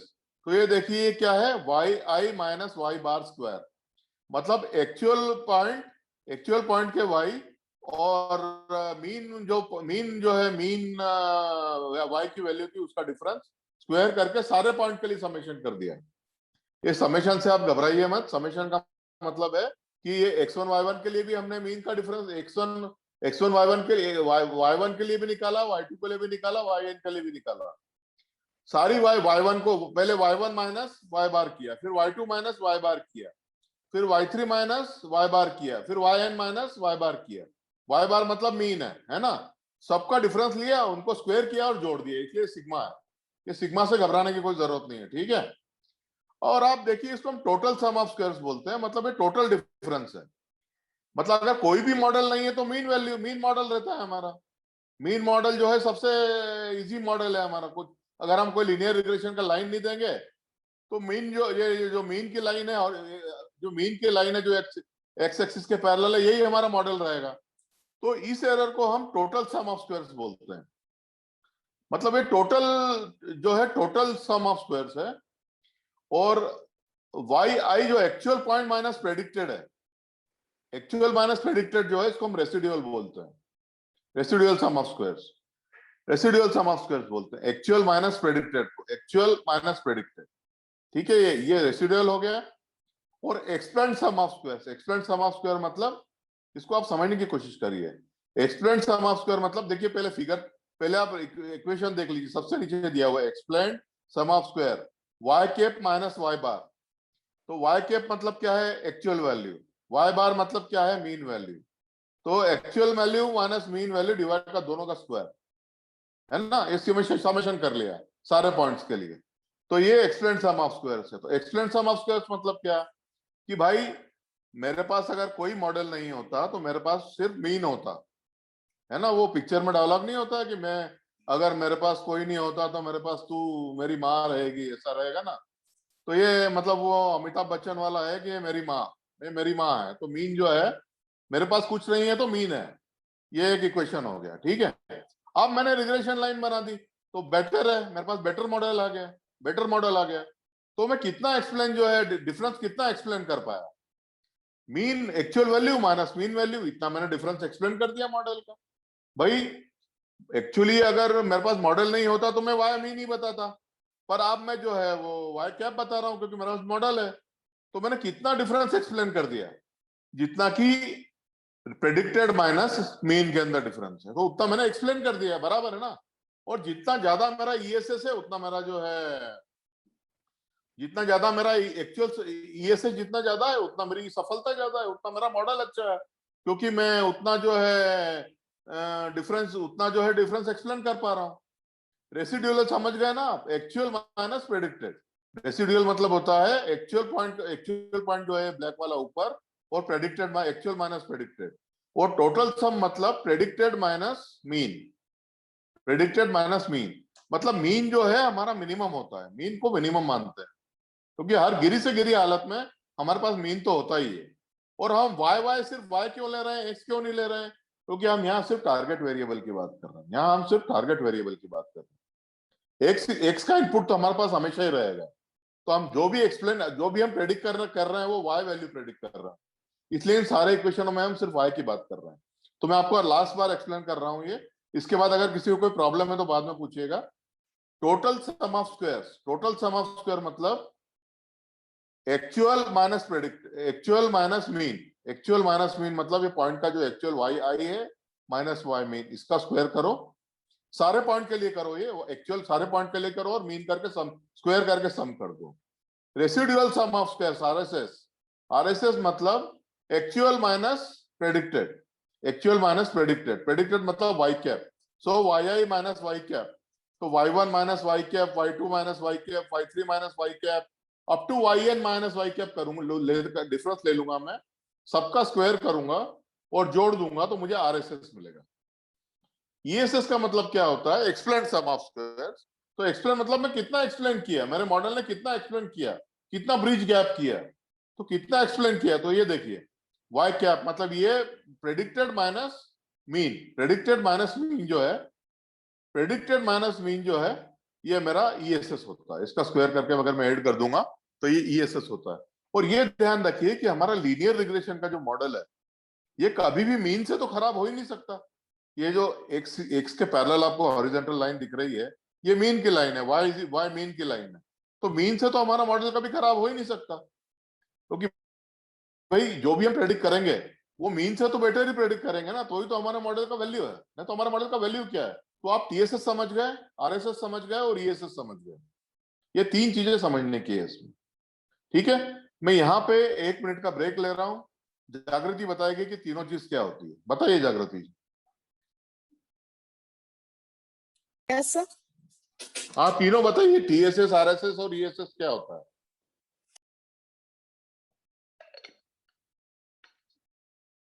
डरिए मत मैडम, समझाइए, कोई डरने की बात नहीं है, मैं तो मैं समझाऊंगा एक बार, कोई डांटेगा नहीं आपको। बताइए यस सर। बताइए मैडम। टीएसएस मींस मतलब टोटल सम ऑफ स्क्वायर होता है, जो मीन और एक्चुअल का डिफरेंस। हाँ यस सर। और हाँ, और फिर आरएसएस क्या होता है। सर आरएसएस इसमें फुल फॉर्म मत बताइए, फुल वाई फॉर्म आई मैं बता देता हूँ, आप सिर्फ एक्सप्रेशन समझाइए मुझे। आरएसएस क्या होता है, रेसिडुअल सम ऑफ स्क्वायर्स है ना। Sir. Yes sir.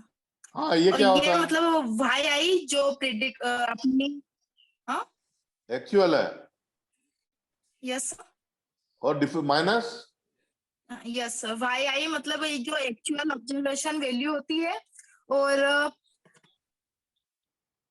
Y cap क्या है। वाई कैप प्रिडिक्टिव वैल्यू होती है।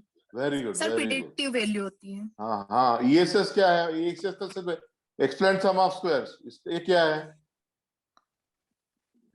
सर वाई कैप और वाई बार जो मीन वैल्यू होती है उन दोनों का डिफरेंस। हाँ, और ये सिग्मा का क्या मतलब है। सर समेशन दोनों को मतलब क्या समेशन कैसे वाई निकलेगा कैप ये। Minus y bar, sir y हाँ, के ये पावर समेशन माइनस ऐसे y निकलेगा बार मैडम, करके। y1 minus y bar square, y2 minus y bar square plus y3 minus y bar square up to yn minus yn मतलब yn minus y bar square. ठीक है, yes तो ये आपको समझना बहुत जरूरी है। मैं आपको इसलिए समझा रहा हूँ कि आगे के सारे काम में अभी अभी हम यूज करेंगे इनको।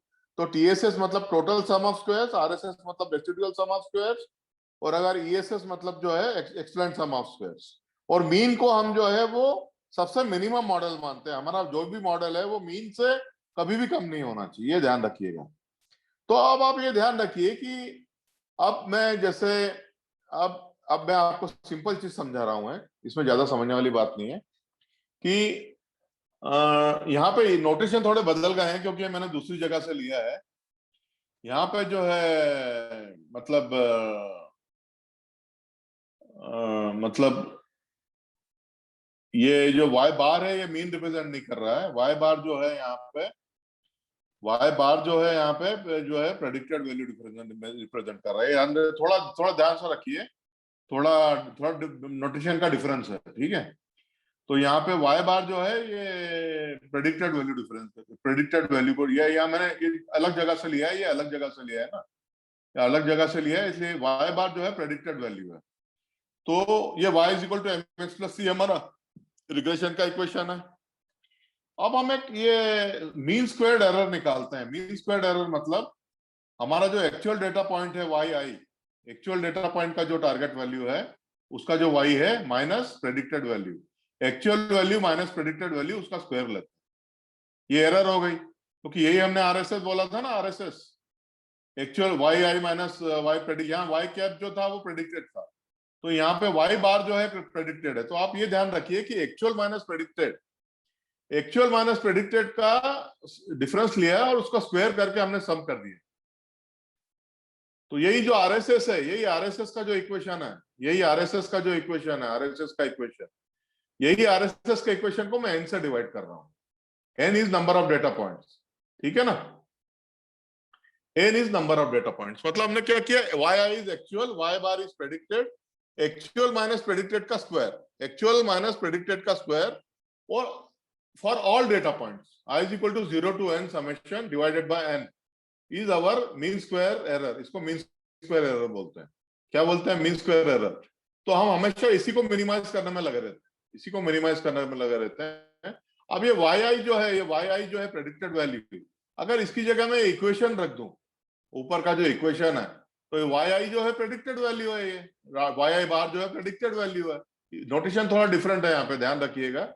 वाई आई जो है प्रेडिक्टेड वैल्यू है, तो वाई आई की प्रेडिक्टेड वैल्यू की जगह अगर मैं एमएक्स प्लस सी रख दूं तो गलत तो नहीं होगा। तो देखिए ये दोनों इक्वेशन सेम है, डॉटेड सर्कल में और ब्लू सर्कल में दोनों सेम ही है। बस मैंने वाई आई की जगह लाइन का इक्वेशन रख दिया है। देखिए y is equal to M x plus C, ये रख दिया है यहाँ पे, बस ठीक है ना।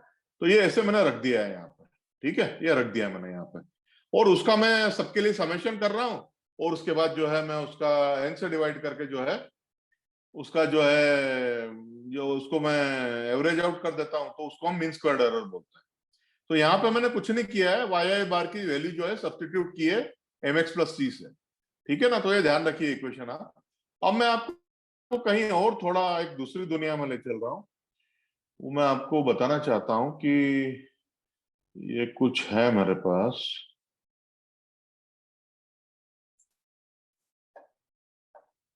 ये है, तो मैं एक ये दिख रहा है सबको, सबको दिख रहा है, ये अक्षर दिख रहा है यहाँ पे? Yes sir. तो ये जो देख रहे थे ना हम, ये जो देख रहे थे हम, ये जो है इसको हम मिनिमाइज करेंगे। तो देखिए ये बेसिकली इसमें वाई आई क्या है, वाई आई तो खैर आपको ट्रेनिंग के टाइम पे दिया ही जाएगा, वाई आई आपको ट्रेनिंग टाइम पे दिया ही जाएगा, एक्स आई भी आपको ट्रेनिंग टाइम पे दिया जाएगा, एक्स आई वाई आई आपको दोनों दिए जाएंगे। आपको निकालना है एम और सी। एम और सी जो है मतलब जो कोएफिशिएंट है आपके बीटा 0 बीटा 1, ये निकालना है एम और सी। तो इस इक्वेशन में अननोन क्या है, एन भी नोन है, वाई आई भी नोन है, एक्स आई भी नोन है, क्योंकि ये तो आपको ट्रेनिंग के टाइम पे दिया गया है। ये अभी हम ट्रेनिंग की बात कर रहे हैं, अभी सिर्फ ट्रेनिंग की बात कर रहे हैं। तो यहाँ पे एम और सी जो है वो अननोन है, ये निकालना है हमको, है ना। इसको इसी को हम ट्रेनिंग बोलते हैं। तो आपको एक्स आई वाई आई दिया जाएगा, आपको ये इक्वेशन को मिनिमाइज करके, इसको कैसे मिनिमाइज करते हैं मैं आपको आगे बताऊंगा। इसको कैसे मिनिमाइज करते हैं मैं आपको आगे बताता हूं। तो इसको मिनिमाइज करके अपने को एम और सी का वैल्यू निकालना, ठीक है। तो ये अभी कैसे निकाल रहे हैं, अभी आप ये देखिएगा, ये देखिए ये इक्वेशन है, इसमें नोटेशन थोड़ा बदल गया है, y वही y कैप पे आ गया है। y cap is the predicted value, थोड़ा याद रखिएगा, कंफ्यूज मत होइएगा। y cap is equal to mx plus b, mx plus b बोला है ऐसा, c की बजाय हर जगह थोड़ा थोड़ा बदल जाता है। ये इक्वेशन आपसे लाइन बोला उसने, ये लाखों डेटा पॉइंट लिए उसने, एक्स पे लिया, इनकम लिया आदमी का, और जो है आदमी का प्राइस लिया वाई एक्सिस पे, लिनियर रिग्रेशन पे प्लॉट किया है इसने। तो ये लाखों डेटा पॉइंट लिए इसने, देखिए उस पर रेड लिनियर की लाइन प्लॉट करी है। ये लिंक मैं आपके साथ शेयर करूंगा। अब देखिए मीन स्क्वायर्ड एरर का जो इक्वेशन था, ये क्या इक्वेशन है, एक्चुअल माइनस प्रेडिक्टेड, वाई आई जो है प्रेडिक्टेड है, वाई एक्चुअल जो है ये एक्चुअल वाई आई का वैल्यू है, और वाई आई जो कैप जो है प्रेडिक्टेड वैल्यू है। तो Y I minus Y actual minus predicted का सम ले लो, पूरा समेशन कर लो 1 to n और उसको n से डिवाइड कर लो। वाई आई क्या है आपका, ये दिखाया है इसने यहाँ पे, mx प्लस बी है ये इक्वेशन जो है, y is mx plus b. तो इसने जब यहाँ y की y इज इक्वल टू, ये देखिए यहाँ पे वाई आई की जगह उसने वाई आई के की जगह क्या किया, mx प्लस बी रख दिया, यहाँ पे mx प्लस बी रख दिया, mx प्लस बी रख दिया, ठीक है, mx प्लस बी रख दिया यहाँ पे। तो अब आप ये देखिए, ये जो एरर थी ना यहाँ पे एमएससी जिसको बोल रहा था मीन स्क्वायर्ड एरर, ये देखिए यहाँ पे इसने एक्स के फॉर्म में रिप्रेजेंट किया है। तो मैंने जैसे आपको बताया कि आपको एक्स आई तो मिलेगा ही मिलेगा, नंबर ऑफ डाटा पॉइंट्स भी आपको पता रहेगा, और वाई आई भी आपको पता रहेगा। तो ये दोनों, this is the function of m and b. M मतलब क्या, आपका स्लोप, मतलब जो बीटा 1 होता है, और बी मतलब जो आपका कांस्टेंट होता है इक्वेशन में, बी जो कि बीटा 0 होता है। ये बी जो है बीटा 0 है, एम जो है बीटा 1 है। तो इन दोनों का फंक्शन है, देखिए, क्योंकि इनमें वेरिएबल, अननोन वेरिएबल क्या है, एम और बी निकालना है हमको। अगर हमारे एम और बी पता चल गए तो हम ये y i is equal to M x, ये इक्वेशन में रख के, जो राइट हैंड साइड में इक्वेशन दी है m x i plus b, इसमें रख के मॉडल बना लेंगे। तो यहाँ पे हम एम और बी की वैल्यू निकाल रहे हैं। तो this is the function of m and b, simple है ना, वाई आई पता है, एक्स आई पता है, और एन पता है, तो सिर्फ एम और बी वेरिएबल है। तो हम क्या करते हैं इसमें, कि मैं आपको और बताता हूं इसमें, कि इसमें हम ये इस तरह की एरर टर्म लेते हैं। ये एरर टर्म जैसे बनाई मैंने, आपको ये दिख रहा है, आपको मेरा स्क्रीन दिख रहा है ना आपको, तो इसमें आप नीमा, मेरा स्क्रीन दिख रहा है? Yes sir. हाँ, तो देखिए एरर इक्वेशन जो दिख रही है आपको, 1/n plus actual minus predicted. आप इसको एक्चुअल माइनस प्रेडिक्टेड पे ध्यान रखिए, एक्चुअल माइनस प्रेडिक्टेड का स्क्वायर, ठीक है ना। तो आप ये मत देखिए कि ये बार एक ही कैप है, क्योंकि नोटेशन बदलते रहते हैं। तो ये वाई आई इज एक्चुअल, और माइनस वाई आई बार जो दिखाया है वो प्रेडिक्टेड है। तो एक्चुअल माइनस प्रेडिक्टेड का स्क्वायर ले लो, और उसका समेशन करके एन से डिवाइड कर दो, वो आ जाता है आपका। तो आप जब ये इक्वेशन को प्लॉट करोगे, ये इक्वेशन को जब आप प्लॉट करोगे, जैसी मेरी इक्वेशन है ये इक्वेशन को जब आप प्लॉट करोगे, ये इक्वेशन को, यही इक्वेशन को अगर आप प्लॉट करोगे, जो एम और बी का वेरिएबल है, अगर इसको आप प्लॉट करोगे तो ये ऐसी कर्वेचर आएगी, क्योंकि स्क्वायर है ये। स्क्वायर देखिए, इसको पैराबोला टाइप का जो है, एक पैराबोला एग्जैक्टली ना भी हो तभी ये, मतलब उसके उसी के तरह का शेप है, जो कि आपको इस तरह का कर्व मिलेगा। तो हम इसको डिफरेंशिएट करते हैं, इसको मतलब ई को जो है विथ रिस्पेक्ट टू एम और with respect to c differentiate करके इक्वल टू 0 करते हैं। हमारा एम क्या होता है, जैसे ये पर्वतारोही जो है ना नीचे उतर रहा है, ठीक है ना, नीचे उतर रहा है, तो धीरे धीरे जो है ये जो लाइन का, अगर आपका कैलकुलस में थोड़ा भी पढ़ा होगा, तो ये जो हम अगर इसको डिफरेंशिएट करेंगे, तो ये डिफरेंशिएशन मैं पहले बताता हूं आपको। ये डिफरेंशिएट अगर आप इसको करेंगे, अगर आप इसको डिफरेंशिएट करेंगे, जैसे df बाई dm, अगर इसको m के रिस्पेक्ट में डिफरेंशिएट करेंगे, ये क्या है, ये m और ये जो है m और b का फंक्शन है। तो एक बार m के रिस्पेक्ट में डिफरेंशिएट करेंगे, एक बार b के रिस्पेक्ट में करेंगे। तो देखिए df बाई dm अगर हम इसको करेंगे, तो df बाई dm क्या दिखाएगा, df बाई dm ये दिखाएगा आपको, df बाई dm जो है ये लाइन का स्लोप दिखाएगा आपको, जो लाइन प्लॉट हुई है ना वाइट, इसका स्लोप दिखाएगा। और हमारा एम क्या है कि जो भी लाइन का स्लोप दिखाएगा, तो उसके निगेटिव डायरेक्शन में हम जाएंगे। कहाँ जाएंगे, उसकी निगेटिव डायरेक्शन में हम जाएंगे। निगेटिव डायरेक्शन में जाके हमारा एम है कि ये जो वैली है, वैली जहाँ पे सबसे नीचे पर्वतारोही यहाँ खड़ा है, मैं आपको बताता हूँ, यहाँ पे सबसे नीचे पर्वतारोही खड़ा है, यहाँ पहुंचना हमारा एम है, ठीक है। तो ये हम df बाई डी हमारा ये पॉइंट जो है हमारा ऑप्टिमम पॉइंट, ठीक है। तो ये हमारा एम जो है यहाँ पहुंचने का है मैथमेटिकली। तो ये कैसे करेंगे हम, ये देखिए, ये दिस इज फंक्शन, ये मैंने आपको बताया, it is a function of m and p. अब आप इसको डिफरेंशिएट करेंगे, तो पार्शियल डेरिवेटिव निकालना है, एक बार विद रिस्पेक्ट टू एम और एक बार विद रिस्पेक्ट टू डीपी।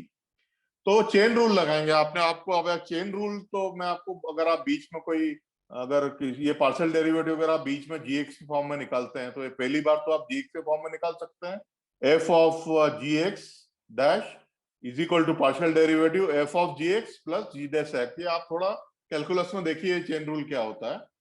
तो मैं बोलता हूं कि अगर आप इस फंक्शन को अगर आप m के रिस्पेक्ट में पार्शियल डेरिवेटिव निकालेंगे, तो आपका पार्शियल डेरिवेटिव ये निकलेगा, वह df by dm 1/n 0 to n minus 2xi, और ये निकलेगा आपका।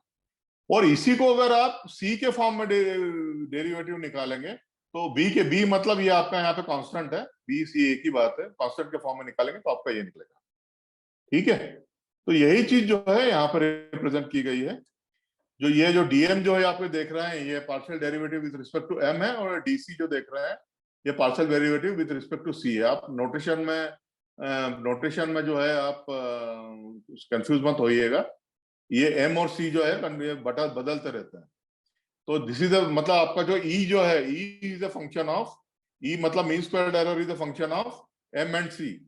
तो ये m एक बार m के रिस्पेक्ट में जब निकालेंगे तो आपको minus two upon n sigma i is equal to 0 to n xi और एक्चुअल माइनस yi, मतलब एक्चुअल और प्रेडिक्टेड का जो है आपको डिफरेंस मिलेगा। और ये जब आप इसको c के रिस्पेक्ट में डिफरेंशिएट करते हैं तो -2/n वही मिलेगा, और जो है यहाँ पे xi एक्स्ट्रा है या xi नहीं मिलेगा आपको।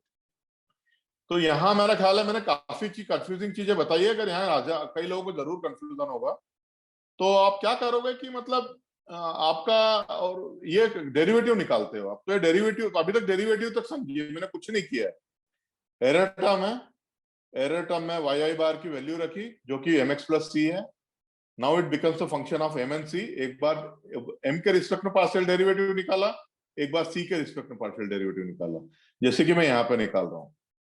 एक बार m के रिस्पेक्ट में पार्शियल डेरिवेटिव निकाला m के रिस्पेक्ट में, और एक बार जो है d जो है कांस्टेंट के रिस्पेक्ट में पार्शियल डेरिवेटिव निकाला। तो वैल्यूज क्या मिली हमको? वैल्यूज ये मिली dm और dc। ये आप समझेंगे तो आपके लिए अच्छा है, पर नहीं भी समझ में आएगा तो आपका काम नहीं रुकेगा। ठीक है, आपका काम रुकने वाला नहीं, इतना मैं बता देता हूँ। ये पीछे का मैथ समझा रहा हूं मैं आपको। तो अगर आप ये समझ में आ गया तो बहुत अच्छी बात है, नहीं भी समझ में आया तो इसके लिए सिर्फ आपको डिफरेंशिएशन का चेन रूल सीखना पड़ेगा, जो आपने हो सकता है 12वीं में सीखा होगा, चेन रूल ऑफ डिफरेंशिएशन। तो ये जो है मीन स्क्वायर्ड एरर का जो m के फॉर्म में पार्शियल डेरिवेटिव वो ये है, और c के फॉर्म में जो पार्शियल डेरिवेटिव वो ये है। अब मैं यहाँ पे 1 मिनट का ब्रेक दे रहा हूँ, अगर किसी को कोई यहाँ पे फंक्शन है तो यहाँ पे अपन डिस्कशन के लिए रुक सकते हैं।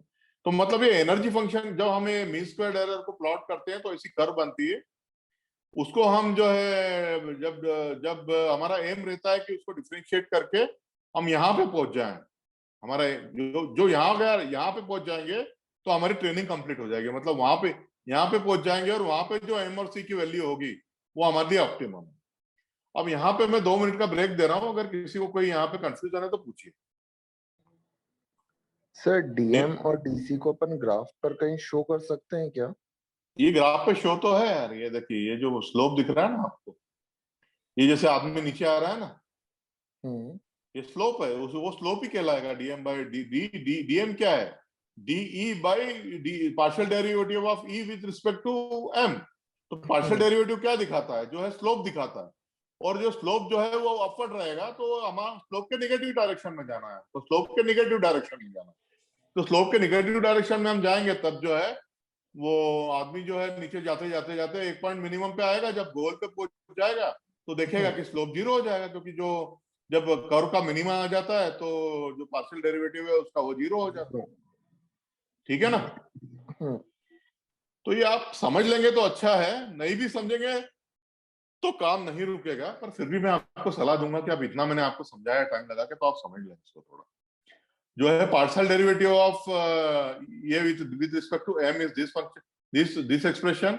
Partial derivative with respect to c is this function. ये देखिए आप, ये लीनियर फंक्शन है, इसमें स्क्वायर नहीं है।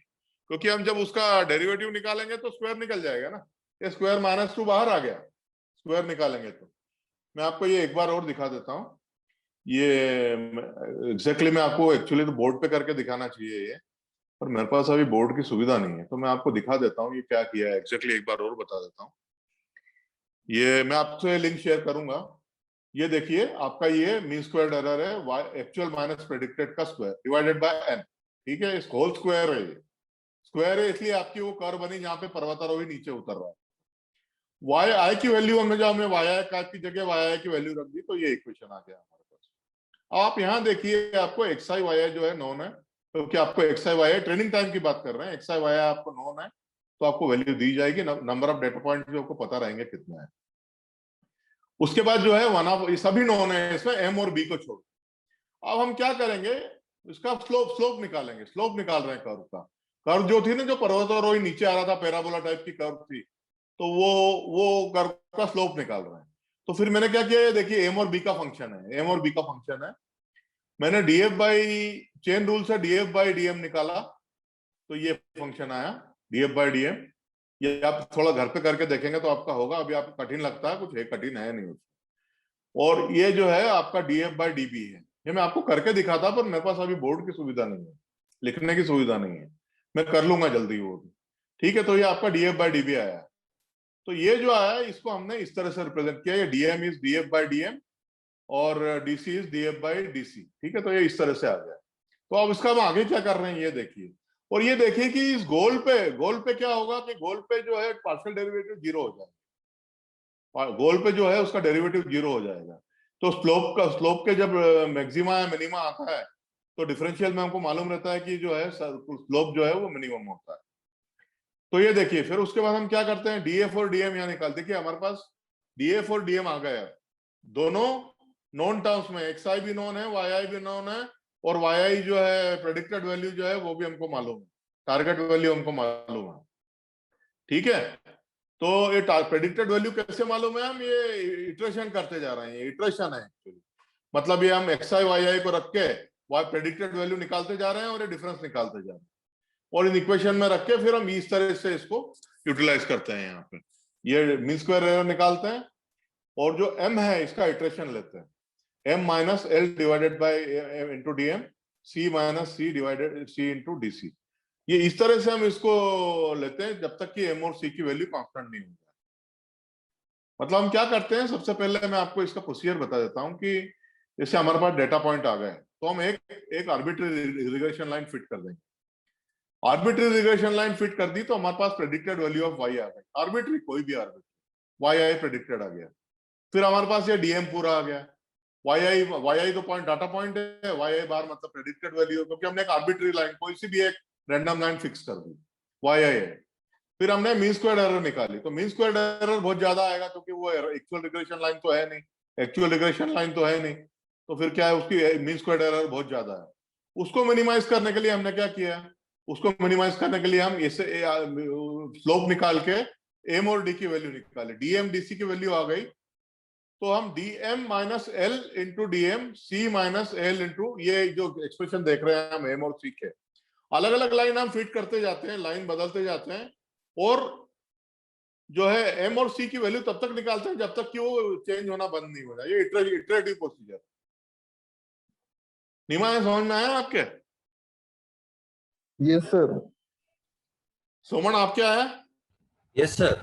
समझा पाओगे एक बार ये इटरेटिव प्रोसीजर क्या है? हाँ सर, हम समझाने की कोशिश करो।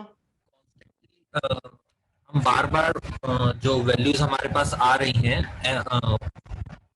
डीएम और डीसी की उनके थ्रू कंपेयर करते हैं लर्निंग, और लर्निंग रेट से मल्टीप्लाई करके जो डिफरेंस आ रहा है उससे एम और सी की वैल्यूज को लगातार कैलकुलेट करते रहते हैं जब तक कि वो स्टेबल वैल्यूज ना आ जाए हमारे पास। स्टेबल वैल्यूज ना आ जाए। तो मैं आपको एक बार और बताता हूँ, डाटा पॉइंट जो है हमारे, जो x1 y2 x2 y3 x3 y3 जो है, हम उनको इस तरह से प्लॉट करेंगे, ठीक है, इस तरह से प्लॉट कर देंगे, ठीक है। ये जो प्लॉट दिख रहा है ब्लैक पॉइंट, ऐसे प्लॉट कर देंगे, ठीक है, ये प्लॉट हो गया। प्लॉट करने में तो कोई प्रॉब्लम नहीं, क्योंकि एक्स वाई वाई आई अपने को एंड पॉइंट के पता है, प्लॉट कर दिए। उसके बाद ये ब्लू लाइन जो आप देख रहे हैं ना, तो कोई भी एक आर्बिट्री लाइन फिट कर देंगे वहां पे, कोई भी एक रैंडम लाइन जो है, हमारे बच्चे को बोलेंगे खींच दे यहाँ पे एक लाइन, तो बच्चे को जो समझ में आएगी वो एक रैंडम लाइन खींच देगा। तो रैंडम लाइन खींचने से क्या होगा कि हमको जो है ये प्रेडिक्टेड की वैल्यू भी पता चल जाएगी, प्रेडिक्टेड की वैल्यू भी पता चल जाएगी वाई आई की, क्योंकि प्रेडिक्ट उसी को हम जो है रिग्रेशन लाइन मानते हैं।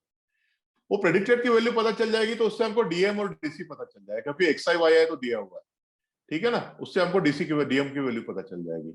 अब क्या है, एम और डीएम की वैल्यू हमको पता है, एम जो है, एम की वैल्यू जो है वो आर्बिट्री लाइन की जो भी एम की वैल्यू है वो आ जाएगी पहले, सी की कुछ वैल्यू आ जाएगी, डीएम और डीसी की वैल्यू जो है वो हमको पता चलती रहेगी वो लाइन से, फिर हम लाइन बदलते रहेंगे, और इस तरह से हम वो लाइन को जब तक बदलते रहेंगे जब तक हमारी एम और सी की जो कैलकुलेटेड वैल्यू है वो बदलना बंद हो जाए। और यहाँ पे आप पूछेंगे एल क्या है, तो एल यहाँ पे लर्निंग कर्व है, एल लर्निंग कर्व है। लर्निंग कर्व मतलब हम चाहते हैं कि मतलब डीएम और डीसी जो हम कैलकुलेट कर रहे हैं उसका कितना पोर्शन हमारे कैलकुलेशन में लेना है, मतलब डीएम और डीसी जो हम कैलकुलेट कर रहे हैं उसके कितना जो है हमारे कैलकुलेशन में लेना है।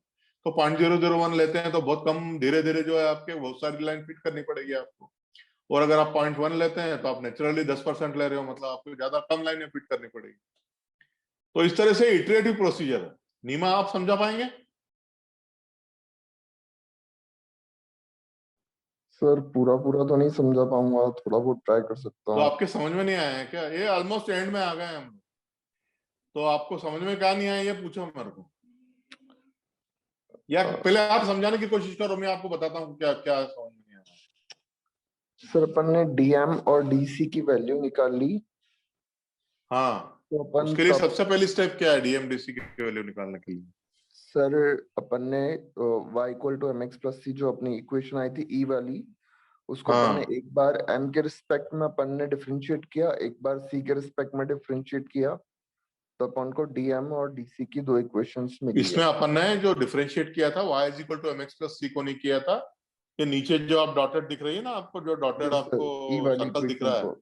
हाँ, मीन स्क्वायर्ड एरर की इक्वेशन को डिफरेंशिएट किया था, क्योंकि मीन स्क्वायर्ड एरर की जो इक्वेशन थी वो इस फॉर्म में थी, ये देखिए इस फॉर्म में थी, इस फॉर्म में थी, ये देख रहे हैं आप, इस फॉर्म में थी, ये देख रहे हैं आप, स्क्रीन दिख रहा है आपको, वाई आई यस माने ये सर, फॉर्म में थी, it is the function of m and b, so m it is and b। differentiated one respect to m, once with respect to b, तो जो निकला डीएम और डीसी निकल गया, ठीक है, यस सर। डीएम और डीसी निकल गया आपको। फिर मैं आपको बता, आप इटरेटिव प्रोसीजर समझाइए, इटरेटिव प्रोसीजर कैसे करेंगे? ठीक है, मैं बताता हूँ आपको। देखिए इटरेटिव प्रोसीजर कैसे करेंगे, सबसे पहले हम जो भी डाटा पॉइंट है हमारे एक्स आई वाई आई जो है वो यहाँ प्लॉट कर देंगे, सारे ब्लैक पॉइंट प्लॉट हो गए। कैसे प्लॉट हो जाएंगे, हमको x1 x2 x1 y1 x2 y2 x3 y3 जो है ट्रेनिंग के टाइम पे दिए हैं। x जो है वो इंडिपेंडेंट इनपुट वेरिएबल है, y जो है वो आउटपुट वेरिएबल है, टारगेट वेरिएबल है, दिया गया है हमको, ये हम प्लॉट कर लेंगे, ठीक है।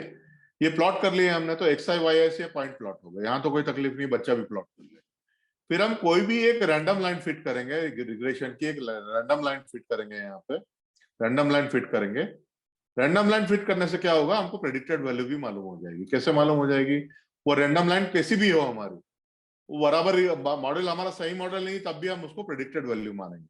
जब हमको प्रेडिक्टेड वैल्यू मालूम पड़ जाएगी तो फिर हमको जो है ये एक्सआई और ये डीएम और डीसी की वैल्यू मालूम पड़ जाएगी। क्यों डीएम और डीसी की वैल्यू कैसे मालूम पड़ जाएगी? इसमें एक्सआई वाई आई तो हमारे डेटा पॉइंट्स है, ये तो पता ही है। वाई आई बार जो है प्रेडिक्टेड वैल्यू, ये हमने जो आर्बिट्री लाइन बताई उससे मालूम पड़ जाएगी, है ना। तो हमारे को डीएम की वैल्यू भी मालूम पड़ गई, डीसी की वैल्यू भी मालूम पड़ गई, है ना, डीएम और डीसी की वैल्यू मालूम पड़ गई। अब एम और सी जो है अब हमको निकालना है, एम और सी निकालना हमारा एम है। तो हम कैसे निकाल रहे हैं?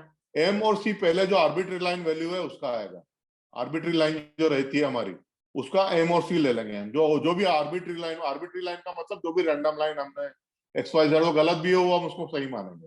तो जो भी हमने रैंडम लाइन फिक्स करी थी उसको एम और सी जो है वो ले ली, वो हमने रैंडम वैल्यू ले ली।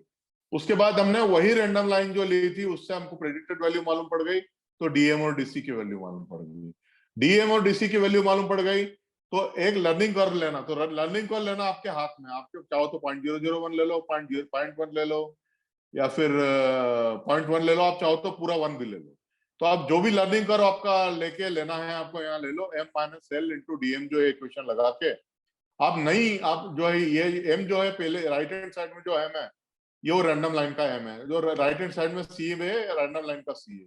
अब आप नई वैल्यू निकाल लेंगे m और c की, नई वैल्यू आ गई आपके पास, नई वैल्यू आ गई, फिर उससे आप एक और नई लाइन प्लॉट करेंगे तो थोड़ी इंप्रूव्ड लाइन होगी, वो इंप्रूव्ड लाइन होगी तो फिर आप क्या करेंगे, उसको उससे फिर आप फिर प्रेडिक्टेड वैल्यू निकालेंगे यहाँ पे और इंप्रूव्ड लाइन की प्रेडिक्टेड वैल्यू लेंगे, फिर वो भी जो है फिर उससे एक और नई वैल्यू, फिर उसको जो इंप्रूव्ड लाइन थी उसका m और c जो है राइट हैंड साइड में ले लेंगे, इक्वेशन के डॉटेड जो दिख रहा है आपको इलिप्स उसके राइट हैंड साइड पे ले लेंगे और फिर उससे एक और नई लाइन m2 और c2 निकालेंगे आप, m2 c2 निकालेंगे, फिर आप m2 c2 से यही प्रोसेस रिपीट करते जाएंगे जब तक आपकी m की वैल्यू चेंज नहीं होती।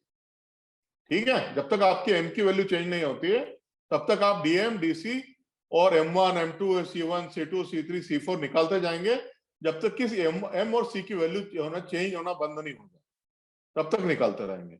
अच्छा चलिए मैं आपसे ये एक बार और इतना हो गया ना, अभी मैं आपको ये मैं समझा के पूरा करता हूँ, वीडियो बंद करेंगे उसके बाद मैं आई विल टेक इट और एक्सप्लेनेशन के लेंगे इसको। ठीक है, तो इसमें क्या ना, अब ये आप ये लाइन निकाल देते हो तो आप बोलोगे कि भाई आपने रैंडम लाइन ले ली, फिर उसकी प्रेडिक्टेड वैल्यू ले ली, फिर आप लाइनें बदलते जा रहे हो, तो फिर मेरे को कैसे पता, मेरे लिए ये कैसे पता चलेगा कि सबसे अच्छी लाइन कौन सी है, तो इससे कैसे पता चलेगा कि मेरे लिए सबसे अच्छी लाइन कौन सी है, तो उसका कुछ मेजर तो होना चाहिए ना, सबसे अच्छी लाइन का कुछ मेजर होना चाहिए।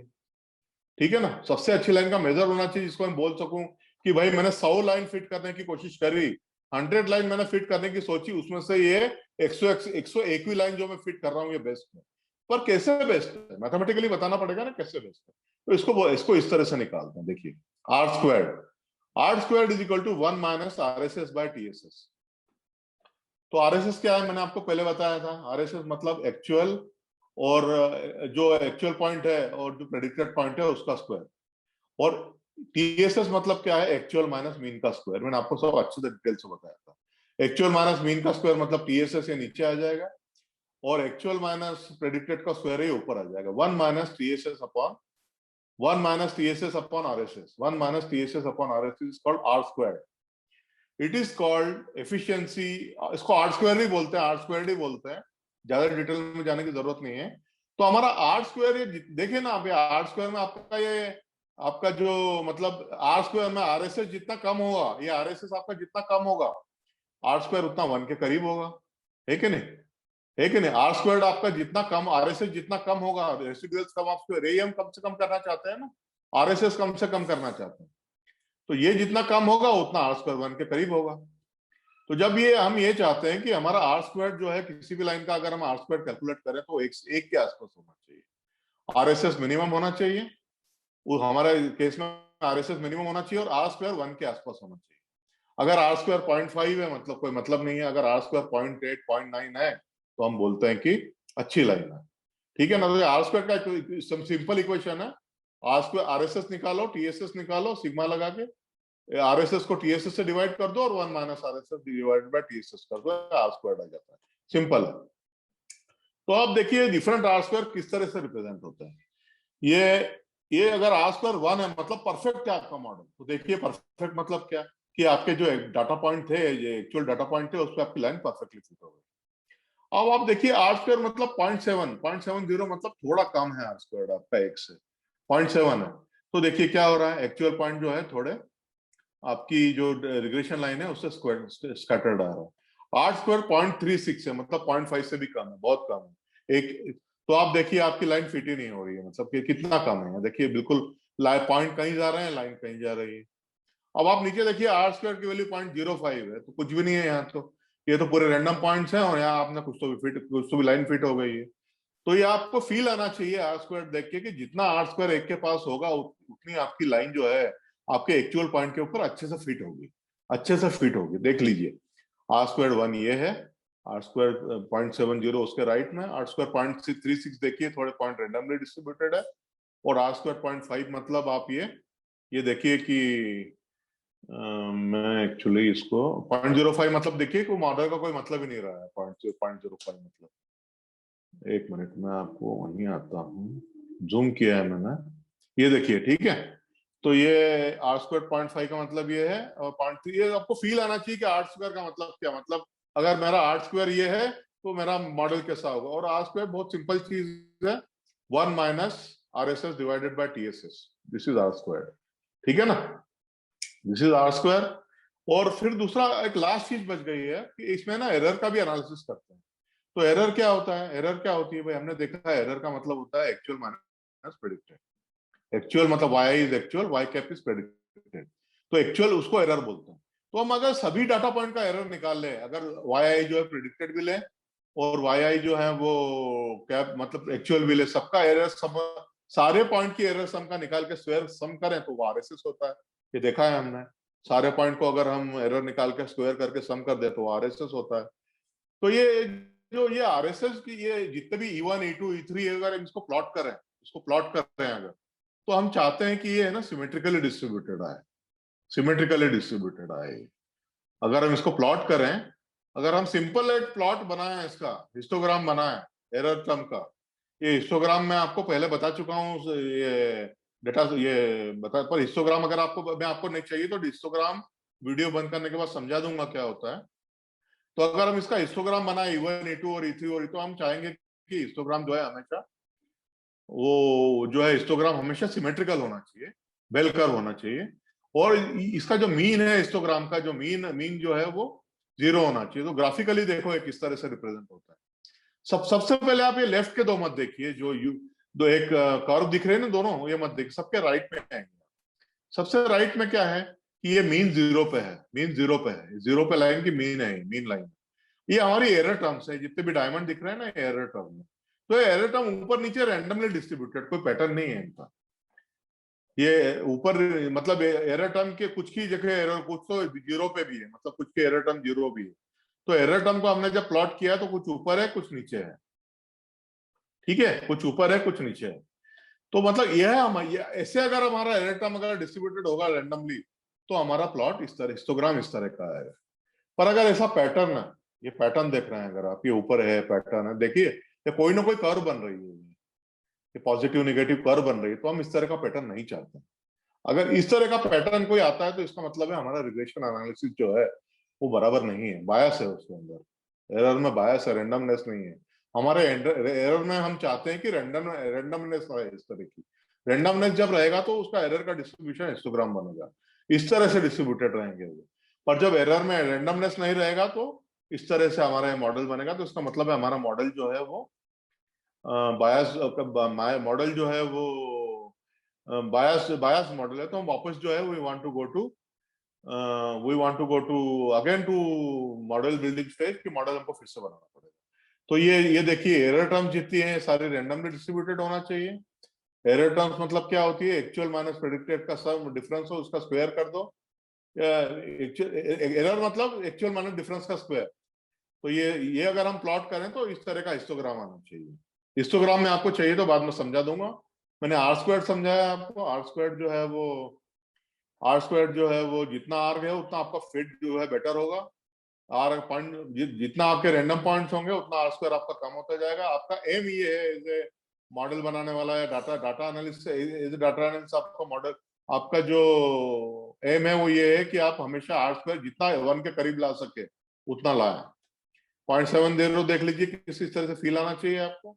Are square very simple, 1 minus r s s divided by t s s, very simple to calculate. मेरा आर स्क्वायर जितना 1 के आसपास होगा उतना तुम्हारी पीठ थपथपाई जाएगी, उतना तुम परफेक्ट बनाए हो। और परफेक्ट बनाने का ये आर स्क्वायर ही सिर्फ नहीं है, ये एरर टर्म जो है ये भी निकाल के दिखानी पड़ेगी तुमको कि रैंडमली डिस्ट्रीब्यूटेड है। एरर टर्म भी निकालना बहुत सिंपल है, एक्चुअल माइनस प्रेडिक्टेड, सारे पॉइंट के लिए निकालो, हिस्टोग्राम बना लो, ठीक है। तो ये आरएसएस टीएसएस है। और मैं आपको अब मैं जहाँ पे है ना, मैं आपको शुरू से एक बार बताता हूँ मैंने क्या क्या बताया, उसके बाद then I will close, then we will discuss how much long you want. दो तरह के सुपरवाइज मशीन लर्निंग मेथड, दो तरह की होती है, सुपरवाइज अनसुपरवाइज। सुपरवाइज मेथड में होता है रिग्रेशन और क्लासिफिकेशन, अनसुपरवाइज में होता है क्लस्टरिंग। अनसुपरवाइज मतलब जिसमें हम टारगेट वेरिएबल नहीं देते हैं ट्रेनिंग के टाइम पे।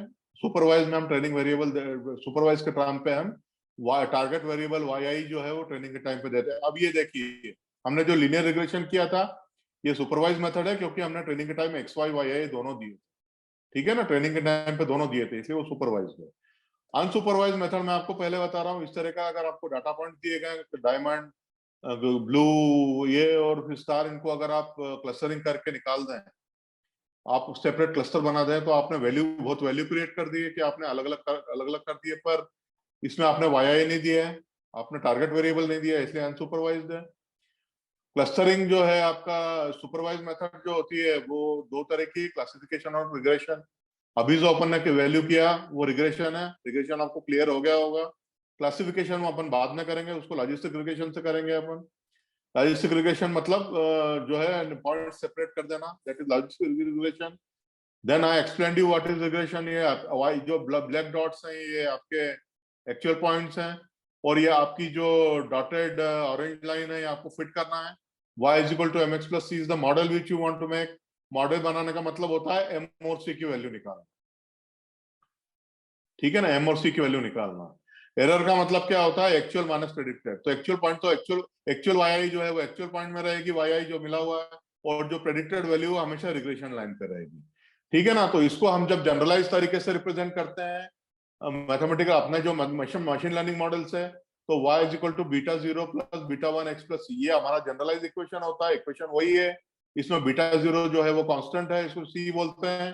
बीटा 1 जो है वो m है, जिसको हम m बोलते हैं, स्लोप बोलते हैं। तो beta 0 plus beta 1, mathematical model बनाने का मतलब होता है बीटा 0 और बीटा 1 की वैल्यू निकाल, ये इससे अपना मॉडल बन जाता है। अब देखिए मैंने आपको एरर बताई, एरर मतलब एक्चुअल माइनस प्रेडिक्टेड का जो है डिफरेंस, उसको एरर बोलते हैं। आरएसएस मतलब रेसिडुअल सम ऑफ स्क्वायर, मतलब उनका स्क्वायर निकाल के जोड़ दो, दैट इज आरएसएस। टीएसएस मतलब जो है एक्चुअल माइनस मीन का स्क्वायर निकाल के जोड़ दो सारे पॉइंट के लिए, टीएसएस है। आरएसएस मतलब जो है एक्चुअल माइनस प्रेडिक्टेड का डिफरेंस निकाल के जोड़ दो स्क्वायर करके, वो आरएसएस है। ईएसएस है मतलब प्रेडिक्टेड माइनस मीन का स्क्वायर निकाल के जोड़ दो, वो ईएसएस है। अब मैंने आपको बताया कि मीन स्क्वायर्ड एरर इक्वेशन हमारे लिए काफी इंपॉर्टेंट है, y equal to mx plus c। तो मीन स्क्वायर्ड इक्वेशन जो है आपको, जो है मीन स्क्वायर्ड इक्वेशन जो आपको ये फिगर दिख रहा है नीचे की तरफ, फोटो जो बना हुआ है पर्वतारोही का, उसके नीचे जो ई का इक्वेशन लिखा है मीन स्क्वायर्ड इक्वेशन है 1/n sigma i is equal to 0 to n bracket y m actual minus predicted whole square. तो ये कर्व बनी हुई है, ये कर्व बनी है जो ये मीन स्क्वायर्ड की कर्व बनी है। और एक बार हम इसका जो इसमें m और c जो होते हैं वो वेरिएबल्स हैं। एक बार हम partial derivative with respect to m निकालते हैं, एक बार विद रिस्पेक्ट टू c निकालते हैं। और जहां भी पार्शियल डेरिवेटिव है उसके नेगेटिव डायरेक्शन में हमको जाना होता है। हमारा गोल ये होता है कि हम जो है बॉटम में पहुंचे जहां पे डीएम और जहां पे स्लोप जो है कर्व का 0 हो जाए। फिर हम जैसे डीएम और डीएम मतलब क्या है, partial derivative of mean squared error with respect to m, and c क्या है, partial derivative of error mean squared error with respect to c। D m और डीसी के इक्वेशन आ गए, तो उसके बाद हम इटरेटिव अप्रोच अपनाते हैं।